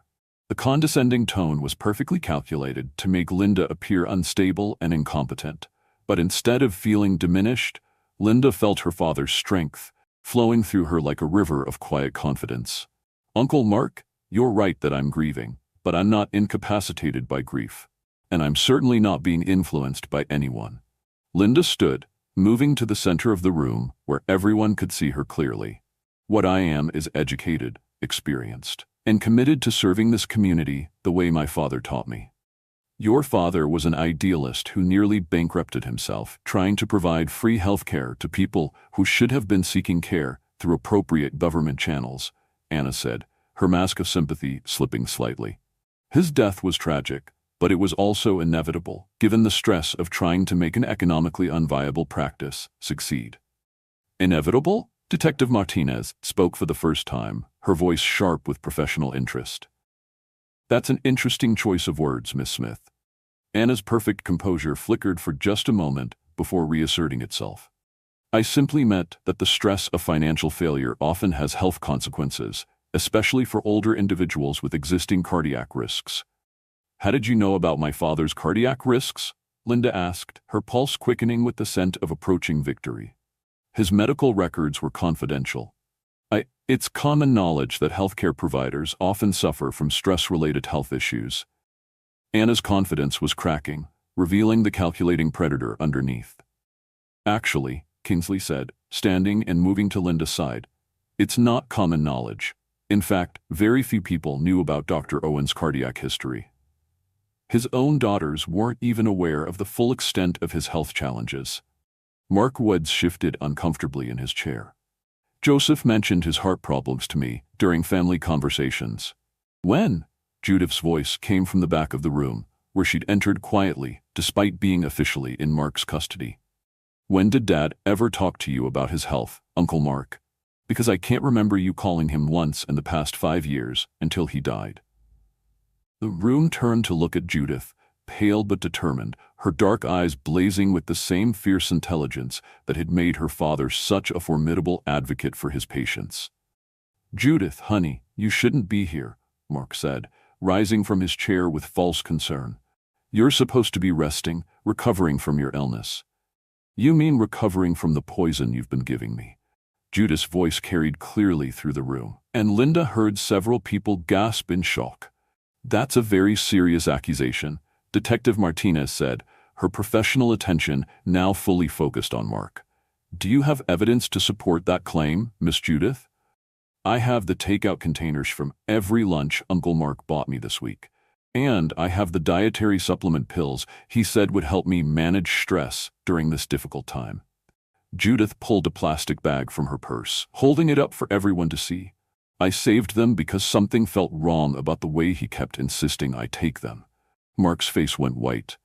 "Judith, you're obviously still confused from your illness.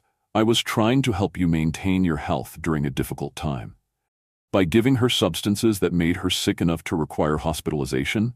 Linda asked, moving toward Mark with the slow precision of a hunter closing in on prey. "Sick enough that Child Protective Services would grant you emergency custody?" "This is ridiculous," Anna Smith said, but her voice had lost its earlier confidence. "Mark Woods is a concerned family member trying to protect his niece from an inappropriate living situation." "Inappropriate how?" Councilmember Rodriguez asked, clearly fascinated by the drama unfolding before him. "Miss Owens has been living in intimate circumstances with a man she barely knows, accepting financial benefits that create obvious conflicts of interest, making decisions about her sister's welfare based on romantic rather than practical considerations." Anna's words came out in a rush, revealing the carefully constructed attack she'd been building for weeks. "And you know this how?" Detective Martinez asked, her tone growing more official by the minute. "I know this because I've been investigating the situation on behalf of concerned community members who worry about the exploitation of vulnerable families." Anna's mask was completely gone now, revealing the cold calculation underneath. "Concerned community members like Mark Woods?" Linda asked. Mark approached Meridian Development with legitimate concerns about his niece's welfare and his brother's unrealistic business practices, Anna replied, apparently not realizing how much she was revealing. He wanted to ensure that Joseph's death didn't result in further financial hardship for the girls. By selling the clinic property to your development company? Kingsley's voice was deceptively calm, but Linda could see the barely restrained fury in his gunmetal eyes.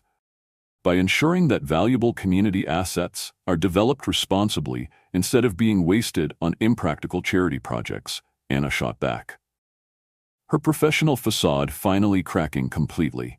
The room erupted in shocked murmurs as the assembled community members realized what they were witnessing. Anna Smith and Mark Woods had just admitted, in front of witnesses and a court stenographer, that their concern for Judith's welfare was actually a cover for a scheme to acquire the clinic property for commercial development.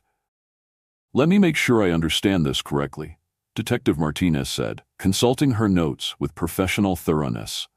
Mr. Woods, you've been working with Miss Smith to pressure your nieces into selling property that you believe should be developed commercially rather than used for community health care? That's not... the girls deserve financial security. Mark was stammering now, realizing too late that he'd been trapped into revealing his true motivations. And Miss Smith, your interest in his property is purely commercial, despite your claims about community welfare? Detective Martinez continued.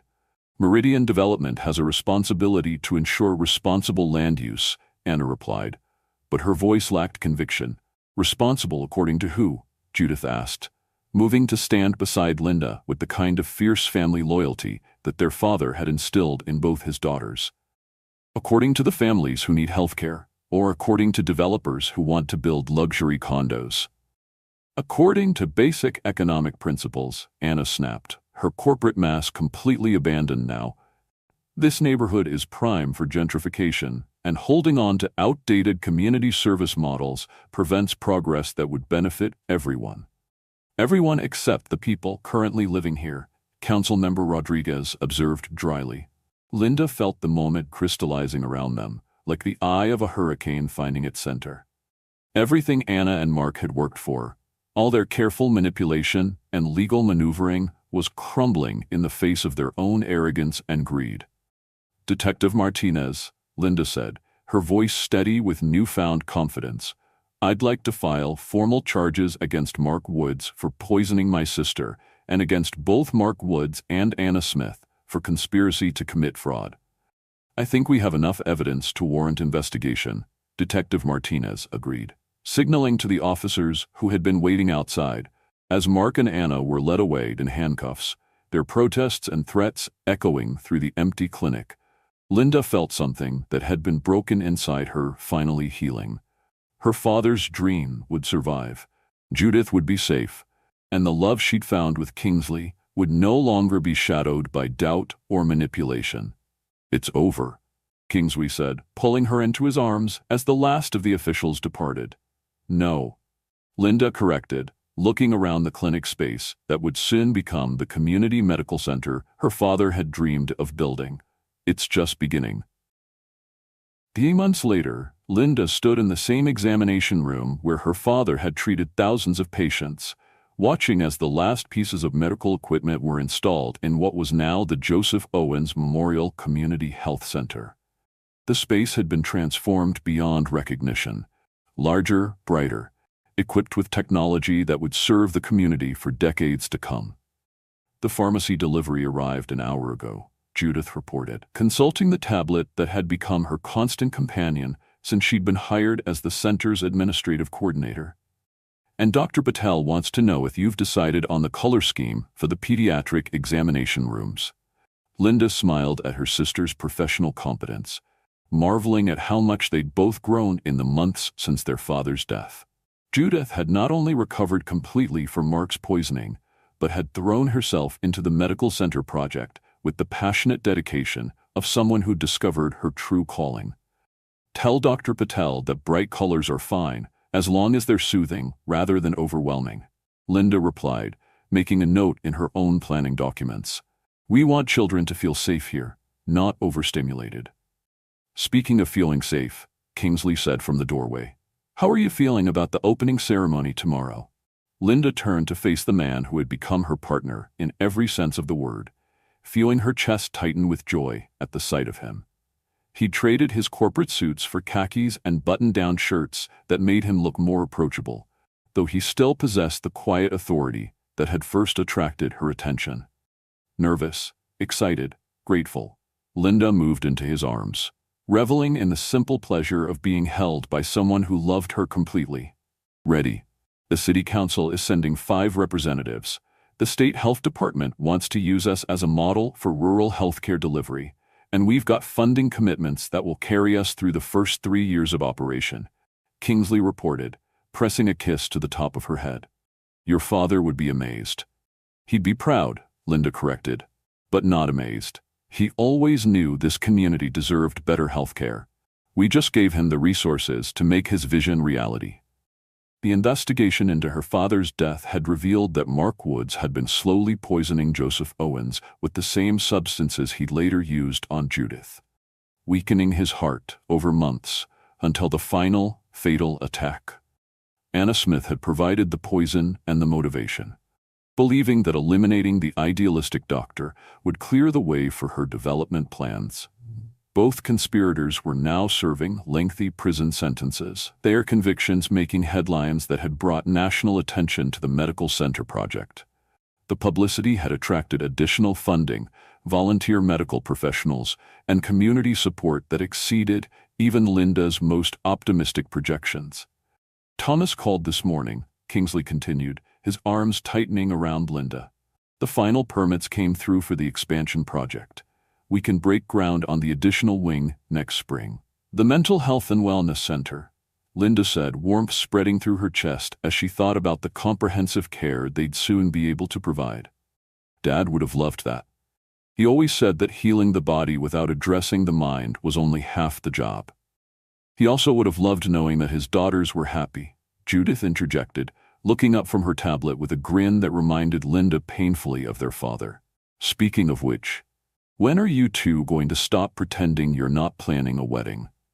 Linda felt her cheeks warm with embarrassment and joy. We're not pretending anything, we're just taking things slowly, Kingsley finished, though his smile suggested he was no more convincing than Linda had been. Slowly? Judith laughed. You've been living together for 6 months. You run a medical center together. You finish each other's sentences. The only thing you haven't done is make it official. Before Linda could respond, Maria Santos appeared in the doorway, with her arms full of flowers from her market.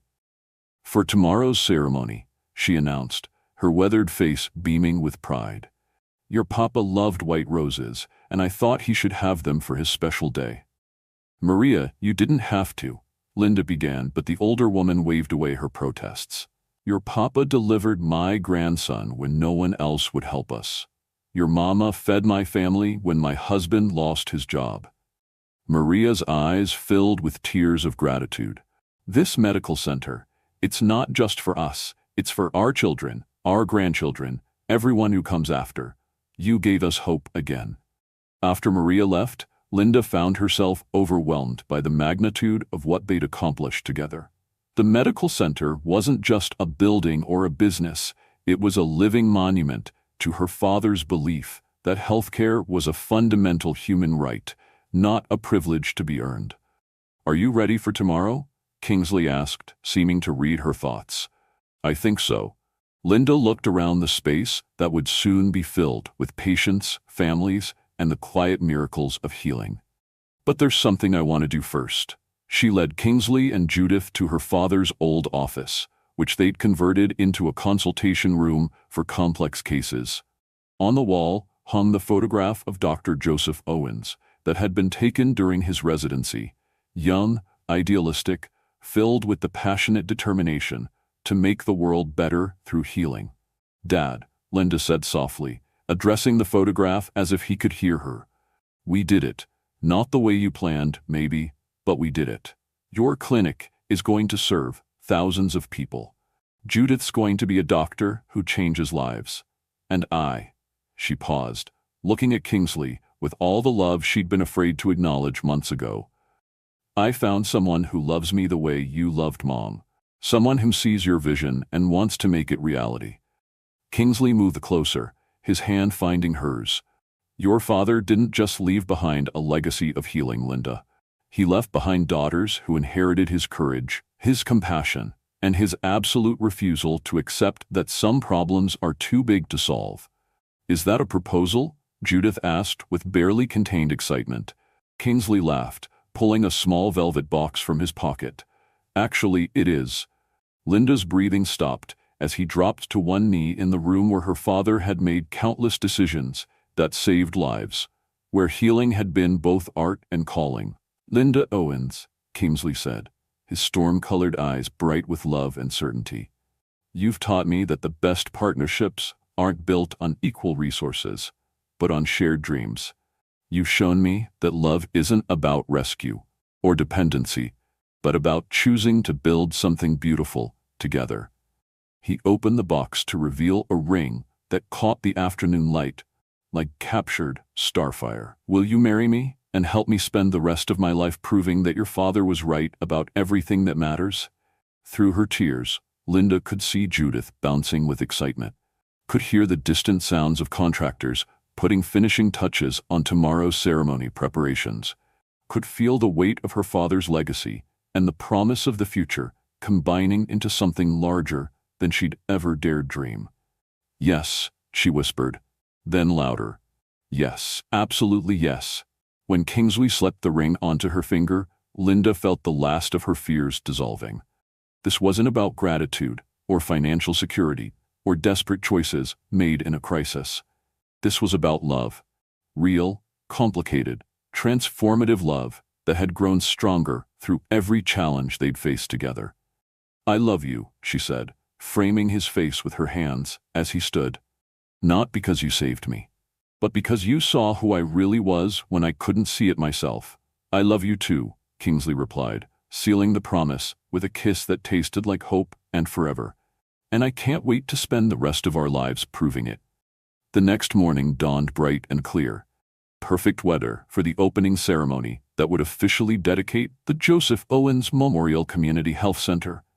Linda stood before the bathroom mirror in the penthouse she now called home, adjusting the navy blue dress she'd chosen for the occasion, the same color as the one she'd worn to her father's funeral, but transformed by hope instead of shadowed by grief.